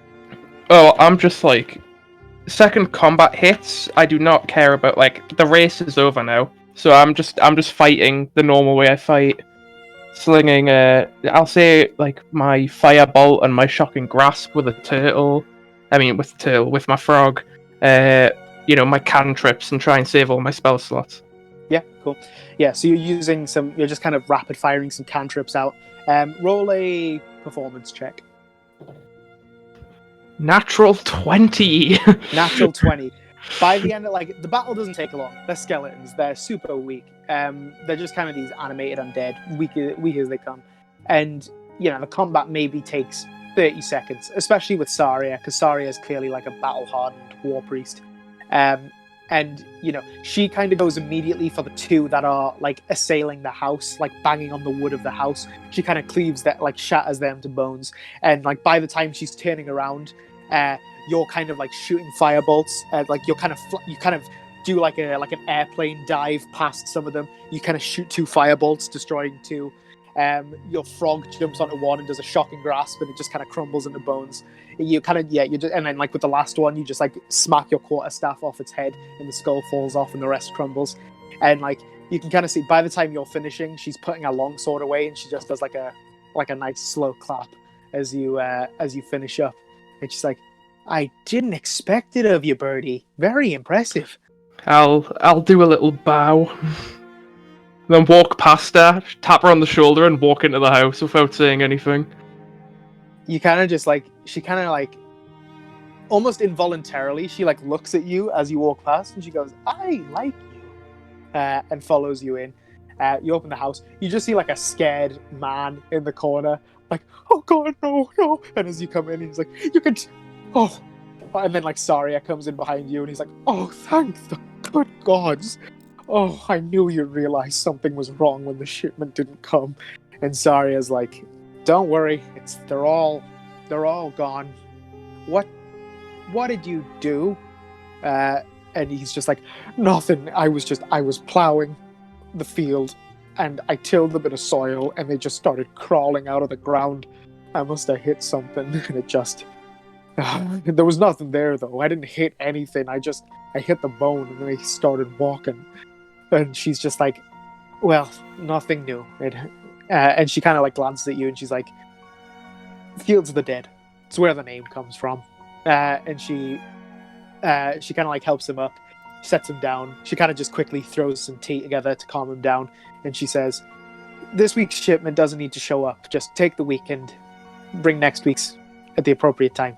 And he's like, "Oh, thank you so much, Miss Bloodhawk. I appreciate it so much. And you, sir, thank you." You can see he's, like, saying that to you, but he's like, "What the fuck are you? Oh my God, that guy has wings and a beak." And he's just like, "Thank you so much." And yeah, that, you know, just a brief little excursion. Is there anything else you want to talk about with her as you, like, ride back, or as you're packing up, or? No, I'll try and race again. That's it. So she kind of starts trotting along, and you immediately, like, you wait for her to get distracted by something, and you shoot off, and she's like, "You bastard." And she starts racing up behind you again. Make a dexterity check. Oh, here goes my horse. Oh, yeah, it definitely does. That's a 7. You didn't do much better. This is basically just a who wins check. So near to, like, the ruin, like, when the roads start getting tighter, like, you come off the coastway and you go into Thundar's Ride briefly, and then you go onto the small road that goes up to the Citadel. Like, the roads start getting tighter, especially when you're going through, like, the ruin archway and the portcullis, and she just knows what's coming better than you. Like, even though you've just been there, like, she's used to riding here, and she knows when to, like, jerk the horse to make it move in the right way, and you're just like and, like, she ends up getting, like, a 10-second lead on you at some point that you just can't scratch back from, and she pulls ahead. So we'll cut forward to we'll like, at the time this is all happening, Anya's up on the ramparts. Anya, you know, you see them kind of racing out and racing back in later. Itha, you're kind of in the, like, this kitchen/dining room, quite a nice space in the Bloodhawk manor, very rustic, like, cottage feeling, like pans on the walls, stove, like, you know, like a nice open stove, a dining table in the room, and Caitlin's just sitting at one end of the she takes a seat at one end of the dining table, and she motions for you to, like, she, like, motions her hand, and you think she's motioning for you to, like, take a seat at the other end. Then I'll sit down. As you like, pull out the chair, she goes, "Oh, no, make tea, dear. And eggs. And toast." Any particular way you like your eggs? Poached? Boiled? Now that fried? is the right question. You ask, you're better not under pressure, it seems. Poached. I can do that. Yeah. Make a survival check with advantage. I hope I can do that. Do I need to roll again with a natural 20 on the first roll? You don't. You don't. I'm feeling lucky today. You make the poached eggs so perfectly, and you spice some herbs in a cabinet, and you spice them on. You get some salt, and you start rubbing it over, and you're like, I'm gonna fucking blow her away. You finish the tea, and you kind of stick them in front of her, and she is was super impressed. She is she's looking around, you don't know if she has kitchen staff, but if she does, you now think she's considering hiring you as kitchen staff. She's looking at these eggs, and she immediately reaches for a knife and fork and starts digging in. And now she more concretely motions for you to sit, but not at the opposite end, kind of just at the seat. She's at the head of the table here. She just motions for you to sit here. Then I will, yeah. So yeah, as you kind of take a seat, she's like, these eggs are perfect, Eartha. Your brother would be proud. Speaking of your brother, he is not here at the moment, as I'm sure you have surmised. Yeah, I was told earlier. Well, he is running a private, the word escapes me, not mission, nothing so serious, but he is running a private task for me in Subar, to the east. Tempest's Tears will take you in that direction, though not nearly as far, but I think it could prove fruitful for you to finish your task in Tempest's Tears, and instead of returning straight here, paying a visit to your brother, seeing if you can lend him a hand, and then returning together. I'll see what the others think, but I don't see why that wouldn't be a problem. Very good. She kind of finishes one of her eggs, and she says, so, the journey from Luthchek is long. Have you any stories? Not many, but I do have a question. Very good. What do you know of I'm going to use God in a very loose term here. The god Cyric. You can see it, she hardens up, and she's like, the Prince of Lies. Yes. The Red Knight is one of his most ardent foes in the heavenly spheres, I suppose. Yeah. Why do you ask? I'm going to hand her the letter that we got off the drow from last time. And also mention that literally when we met, we were attacked by people saying they were from Cyric trying to kill us, basically. She's listening to you, but she's not reacting at all. She's reading the letter. You get the sense she's still hearing you, though. She's still taking in your information. And she finishes the letter. And she kind of looks up and looks around. And she looks unsettled. She looks uncomfortable. And she's like, I recall a story, a legend, if you will, that there are 7 keys that would unlock the chains that seal Cyric in his supreme throne. And she kind of taps the letter, the bottom of the letter, where it says Strife Leader Damon, 3rd Keysman of Cyric. And she says, 3rd Keysman. I struggle to believe that is a coincidence. She folds the letter over and slides it back across to you. That letter and what you have told me indicates they are looking specifically not just for you, but those you travel with. Yeah, that's what we gathered. We're a bit unsure what to do about it. She's now uncomfortably playing with her amulet. You have identical amulets, except hers is made out of ruby, but yours is made out of scale, dragon scale. She's kind of just fiddling with it in her hands, and she says, this news is unsettling, to say the least. Truth be told, I have no idea where the story comes from. The gods, as I'm sure you're aware, sealed Cyric in his home plane, in Pandemonium, because he murdered the goddess of magic, Mystra, causing an apocalyptic level event that nearly destroyed all life here in the realms. I struggle to understand where the legend of these keys came from. I do not believe... Well, Cyric is supposed to be sealed in the Supreme Throne for 1,000 years. We are only 100 or so years into that penance, but I struggle to believe the gods would create a backdoor in the form of these keys. But someone must have, if this letter is to be believed. Or perhaps it is more that the Cyricists believe it. The third keysman of Cyric, that means there are at least 3. I have heard nothing of this, I must admit, which unsettles me evermore.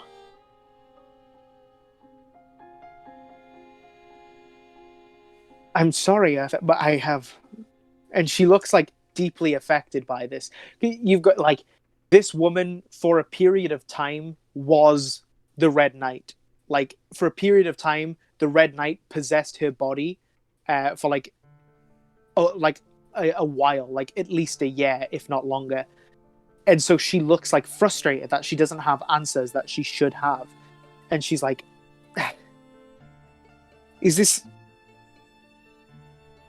where is this letter from? The people that attacked you in the tavern? No, this one is from the drow that attacked us just outside. So you've been attacked by 2 groups claiming various allegiance to Cyricists? Yes. You're not... And I say this with no insult. You're not even knighted yet, Eartha Separate. Why the focus on you and your friends who... Pardon? We were told that it wasn't what we were now, it was more what we would do in the future. They claim divination over you. Something along those lines, if I remember correctly. Let me check my notes just to double check that I'm not saying something that's completely bullshit.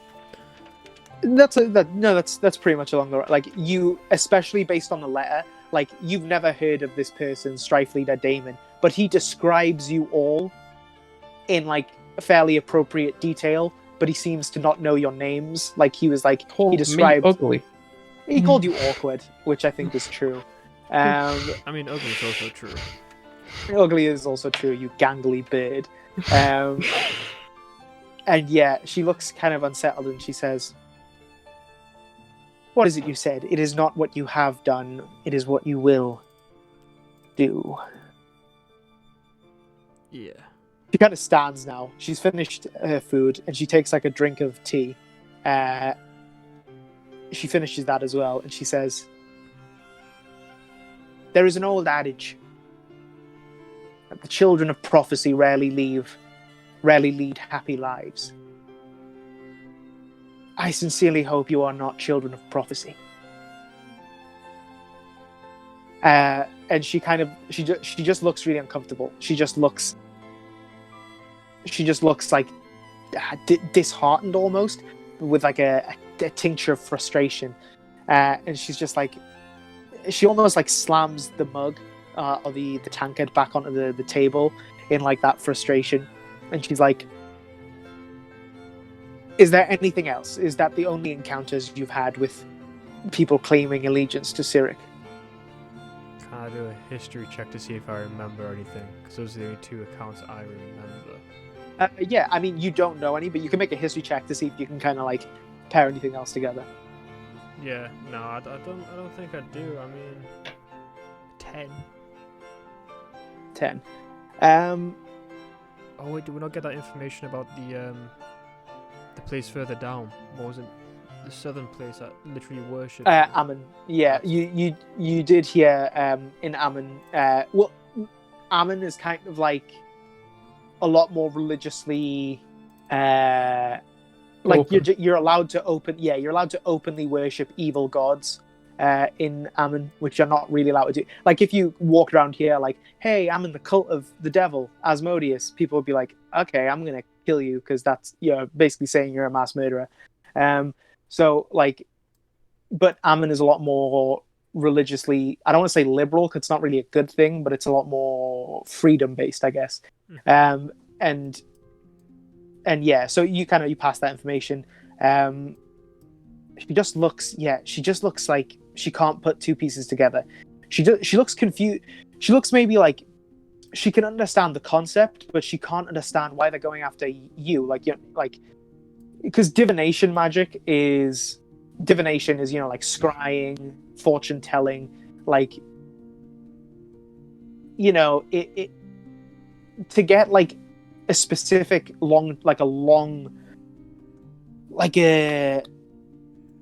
a significant amount of foresight on three seemingly disconnected people is magically quite tricky and almost godlike. So she kind of determines Cyric must be the source of whatever prophetical, heretical jargon he's spreading to his followers. Can I mention that the first one said he got messages through his sleep? Like, he was dreaming the problems. One of the things that discomforts me the most is that Cyric is a cruel god, even to his own followers. He will send visions to one of his followers and visions to another that completely contradict the other, turning them in on each other, both thinking that the other is a heretic. And she kind of motions to the letter, meaning like Strife Leader Daemon, third keysman of Cyric. That sounds like a title, like a hierarchy. And based on what you're saying about coordinated attacks, she's like, it sounds like they're structuring, and that is a dangerous, dangerous thing for all of us, and much more for you, as they seem to have a particular interest for you and your friends. Third keysman of Cyric. Keysman. So we can assume that there's more than likely going to be 7 if there's needed to be 7 keys. If I'm correcting the right dots, then I would assume there are 7 keysmen of Cyric. Why is the third keysman of Cyric looking for you specifically? Or at least, why did he send the... And she kind of looks at the letter again and she says, Boroskia Bridge is close to Subar, a little out of the way, in the opposite. Once you get to the end of Thundar's ride, you can go south to Subar or north to Boroskia Bridge. I don't know that I recommend confronting him, but if you're in the region at the right time, I might not dissuade spying, but only if you are careful and only if you are willing. And she kind of leans, she's kind of like moving around very uncomfortably, starting to pace. And she's like, and I suppose I will pass this on to everyone else in the Citadel and the other faiths of the realms. We should all be on the lookout for these keys, I suppose. Very good. And she kind of like looks out the window. We'll say for the sake of convenience, by this time, like after your travel this morning, like getting to the Citadel, it was probably like high sun, like midday. Sun, you know, after waiting around in the library, doing everything, you all going your separate ways briefly, blah, blah, blah, blah, blah. Now coming back together. It's probably about a little bit before sunset, probably about 4 p.m., something like that. She's like, your friends should be returning shortly. I imagine their respective... I imagine we shall convene in the refectory for dinner. If you would like to walk with me there, we can finish our discussion.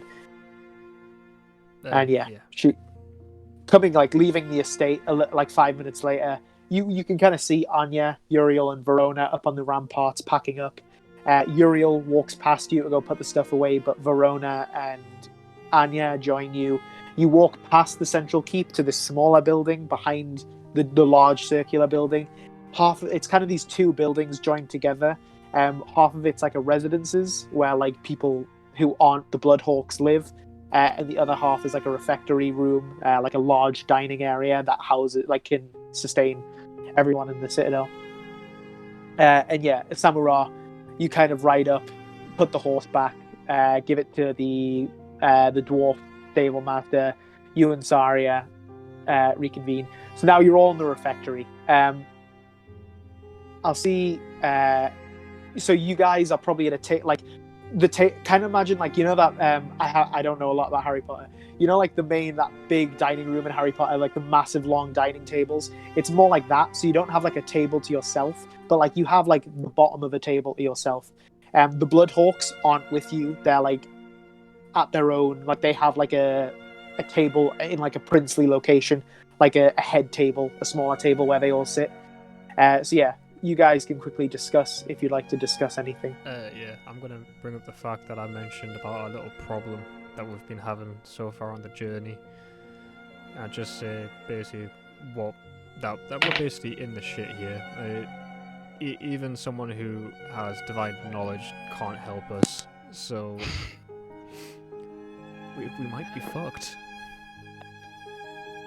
I'm going to say, Anya, can you make an intelligence check?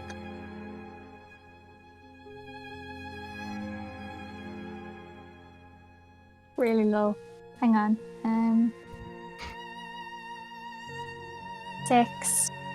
As much as I hate to say it, don't worry about it.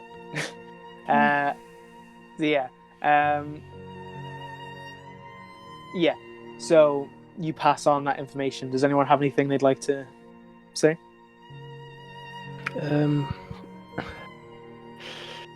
From what I can tell, is this the type of like eating area where you can walk in and out quite easily? Yeah, it's especially like no one is paying you any attention. You're on like a long dining table. You're like I'm gonna say one of you is like at the head of that table, and the other two are like sitting to like the left side. The rest of the table is filled with Red Knight recruits, like young clergymen, recruits in the order. There's like 3 or 4 of these tables. Like this room is packed. There's a lot of noise. Like you could get up and leave, and you don't think anyone would notice. Yeah. I'll acknowledge what Ufa said, and then I'm gonna go just stand outside and just kind of like try and see what I presume like the view isn't going to be great because there's the wall, but just kind of like look up to the stars. Yeah, you can kind of see the stars. Like there's a little bit of clouds, but you can more specifically see Solune, which is the name of the moon, kind of sitting like right above you in the sky, kind of in a nice bit of cloud parting, and you just kind of linger on it. Do you guys do anything while he's outside? Like, do you talk about anything specific or just chatter? I think Anya would probably want to ask more. So I'd probably just turn to Eartha and just ask, is there anything new that she's told you? Anything we didn't know beforehand? Yeah. There's the thing. Well, I'm pretty sure we briefly mentioned about it being locked away, but apparently there's 7 keys that are keeping them in place. However, she seems to think that because it's assigned by the 3rd key, that they may have some form of keys already, or they have some part in being a key, and that there is possibly up to 7 more people hunting us rather than just this one guy who called himself the 3rd.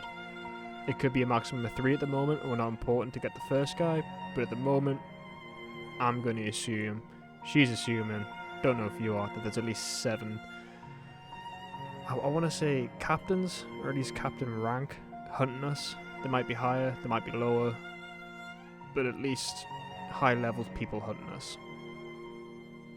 I'll say because Cyric is kind of like almost like if you imagine it in like Christian terms, Cyric almost plays like a Satan-esque character in like the stories of the Red Knight. Not like the same relationship, but he plays this evil character that the church doesn't get on with, or the Red Knight. You would know Strife Leader is a term that has been used for a long time with Cyricists, but it's usually like it's not like a coordinated thing. It's not like we are strife leaders and you are recruits or whatever. Not like in other religions, not a hierarchy. Usually it's like Cyricist fucking with all his followers, and he tells them all like, you're my prophet, and you're my strife leader. But what's happening now seems to be like they are organizing in a way they have never. They've always just been a disorganized mess, fighting everyone else, sowing chaos. But there just seems to be this structuring happening. Like there is a faction being formed with divine support. Don't like that at all. I'll come back in and sit down again at this point. Mm-hmm. You feeling alright, buddy? Yes, just something I'd remembered. Can I ask what it is, or are you just gonna keep it to the side? It's it may be something that can help us, but I do not know how to find it.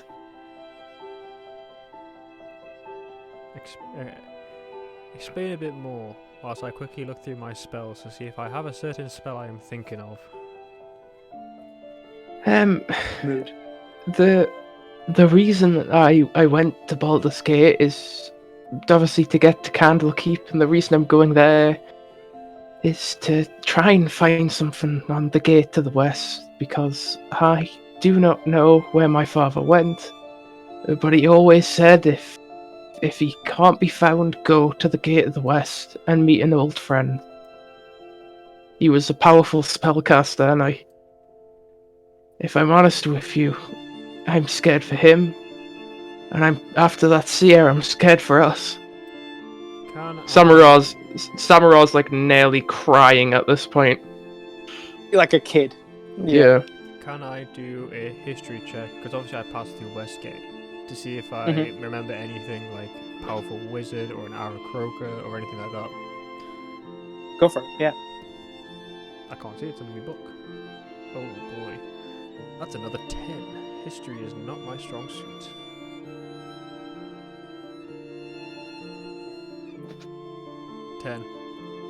10. I'll give you like some basic information about Westgate, and then I'll kind of give you a little bit of a history slant. Westgate is a really interesting. Obviously, it's kind of confusing. Westgate is east from where you are right now, but it is literally the gateway to the west. This continent, Faerun, has an internal sea called the Sea of Fallen Stars, and people coming from the east by ship on the Sea of Fallen Stars usually end up in Westgate to like disperse out to the rest of the western side of the continent. But there's a lot of like immigration in there. Specifically, like there is like this entire district in Westgate, which is like Parator, the continent in the Forgotten Realms, which is just like Asia in the real world. There is like an entire like Karaturan population that has like their own district of the city that quite often comes into conflict with the western half of the city. I'll say you specifically remember, in terms of like powerful figures, you just remember hearing this story because it like stuck with you. There's these figures in Westgate. They're not really prominent anymore, but they used to be like folk heroes. They were called the 9 Golden Swords. They were these Eastern master, like monks, fighters, samurai. There was 9 of them that like banded together to be like the avengers of these like this immigrant population, and they would like defend this district of the city. They would police it, they would rule it, they would govern it. You know, then most of them are still around, but like, you know, the group itself, the 9 Golden Swords, doesn't really exist anymore. But the only reason that comes to mind is because you remember seeing in like the harbor of Westgate, there was this tower that was like out at sea. Like it wasn't like way out at sea, it was just in the water a little ways out. And there was like no way of getting to it. There was no like path or road that led to it. It was completely isolated by water on every side, and there was like this constant effect on it, like these like small green butterflies flying around it at all times. It was beautiful seeing it, like this spectral arcane energy, this aura coming off it. It was, you didn't really get a good look at it. You just had like a passing look at it. You probably only stayed in Westgate for 1 or 2 nights before you bought your horse and kept going towards Baldur's Gate. That's the only explicitly magical thing that you remember. You weren't interested in Baldur's Gate. You heard about the 9 golden swords in a tavern, and you were like, oh, they're pretty cool. And so that just kind of stuck in your head. Oh, sorry. The tower is supposed to belong to one of the former members of the 9 golden swords. So that's why that's the only thing that sticks in your head. You have no idea if it's relevant. You just know it's the only overt magical thing you saw in Westgate while you were passing through. But yeah. So you relate that. I don't know if that's any help to you, but I mean, the whole reason I left Chult was to find my father. And to be honest, I don't even know if I need to go to Candlekeep anymore. I probably should, just in case. You still need to go to fulfill your end of the contract. Yeah, that's right. You do have, if you're interested though, we don't need to do this now. I can either send you the information or I can do it next session or whatever. But you did buy Volo's Guide to Westgate from the book salesman. Obviously, yeah. I think you probably might want to give that to Candlekeep to get in, or you might not. But like, you've got plenty of time to flick through it at your leisure if you ever wanted any more information on Westgate. But yeah. I mean, obviously we have our duties here, then we have to go to Candlekeep. But after that's going to that West Gate and having a look around it, I think, is what I wish to do. And I'm gonna. That's what we will do. I'll excuse myself after that, and I'll go to whichever chambers have been allotted to me. As you're kind of standing up, a hand lands on your shoulder and pushes you back in your seat, Samura, and it's Saria, and she kind of leans in and she says, "Guess what? While me and my new best friend," and she pats you on the shoulder again, Samura, "we're out killing monsters," and she kind of looks down at you, Samura, and like waits for you to look up. "Our other friends here were having a tea party. Where was our invite, guys?" And she kind of scooches in. Samura kind of forces her way into sitting next to you, and she's like, "Some people do all the work. That's what I think." And she kind of budges you, Samura, with her shoulder, and she says, "So, what are we talking about?" What we're doing after here, and after all the jobs we have lined up. What are you doing after here and all the jobs you've got lined up? Going to Westgate. Ugh. Why? For him. I'm just gonna motion towards Samura. The half-crying bird who's being forced to sit down. She says, "Right. Well, you'll all be staying in the temporary residences tonight. There's permanent residences. People who are staying here, at least for a long period of time, get their own room. But the temporary residences are just a large barracks with beds and a chest in. But we don't have any other temporary residence. So there's a lot of beds, but it's just you guys, so you can choose wherever you like to go." And she's starting to clock that since she came up behind you and it was next to you, Samura, she kind of didn't notice you are upset. And now she's looking at you, and she kind of you get the sense she honestly likes you. Like, you're kind of funny to her. And she's like, "Oh, Faust was looking for you, if that interests you." And she kind of motions to the back of the room. And you see, sitting at a dinner table with a tiny bit of bread and butter, still doing paperwork, is the lawkeeper, just scribbling away. And people are clanking mugs of ale next to him, and like someone spills a bit on his work, and he just like shoots daggers at them, and they like leave. Like they do not want to face this wrath at all. She kind of just motions over to him, like, I'm sure you can probably catch him before you guys leave at dawn tomorrow, but he was looking for you before. I'll stand up, kind of stop myself from crying, and does it look safe to approach without me getting like my neck chopped or anything? You almost think like, wow, that guy who wants to kill that other guy invited me over, and she likes me as well. I must be so special, right? I'm so special. You're kind of like a kid getting big-headed. You're like, wow, my cool buff friend wants me to go see my cool smart friend. Cool. Like, you're getting kind of egotistical almost. Yeah, I'll approach. I won't be I won't do anything special or anything. I'll just walk up to him and say, I was told you wanted to see me? He kind of glances up and stops, and he's like, oh, good. And he kind of looks around, and you see Caitlin is watching him talking to you, and he's like, we should go somewhere where the idiots don't have ears. And he kind of motions at the guy walking out, and he stands up, folds up his papers, and kind of walks off into like a hallway of the residences just behind him. Do you follow him? Yeah. You notice, and Irtha and Anya, you notice Caitlin is just watching this the whole time from like her her kind of queen seat throne at like the end of the room. As you get out into the hallway, he kind of he hands you a rock, Samura.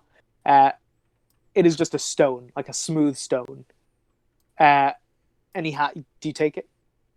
Yeah, I'll take it. And he kind of like reaches into his back pocket, and he has like an identical one. And he's like, these are sending stones. They have the spell sending cast linked between them. They're like, for in our terms, they're kind of like phones in a way. Yeah. But yeah, he's like, you're all going to Tempest's Tears, and I have something I'd like done there. And you being a practitioner of the arcane, I think you might be the help I've been waiting for. If you're interested. Yes, I'll help you. I was actually wondering if you could help me with something too. Yeah, of course. Sure. I've been working on a spell. As I said earlier, I was asking for some books on the elements. This one in particular, it's quite lightning focused. I didn't know if I could have some of your time, a couple nights, just to help me out.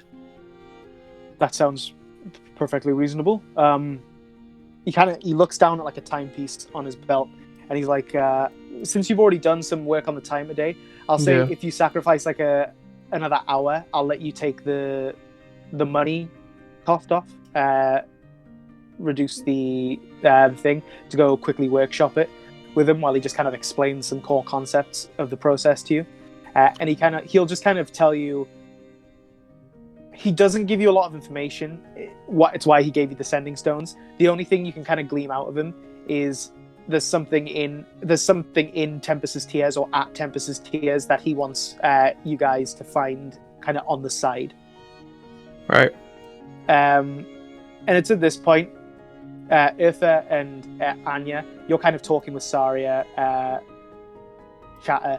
You see Caitlin, there's this loud wooden screech as Caitlin like stands up and a chair screeches across the floor, and she like marches into the area where Samura and Fost went into. And you, Samura, then see her come through, and she just kind of approaches you both. Not like angry or anything, she's just like, what are we talking about?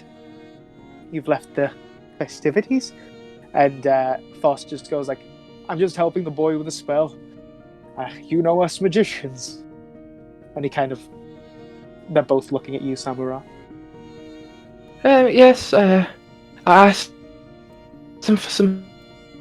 I was in the library trying to look at some weather effect magic books earlier, but you didn't seem to have a very wide collection. Make a deception check with advantage.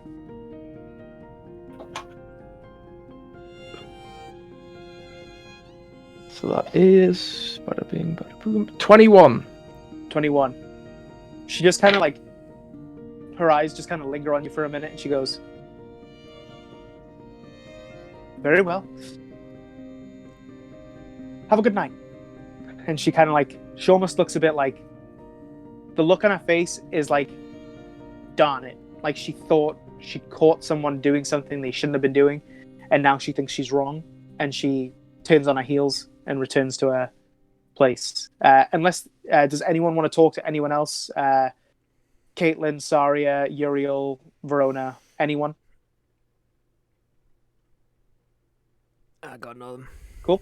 Then you guys find a bed that you whatever bed draws your attention in the open dormitory, temporary residences, and you guys complete a night's rest.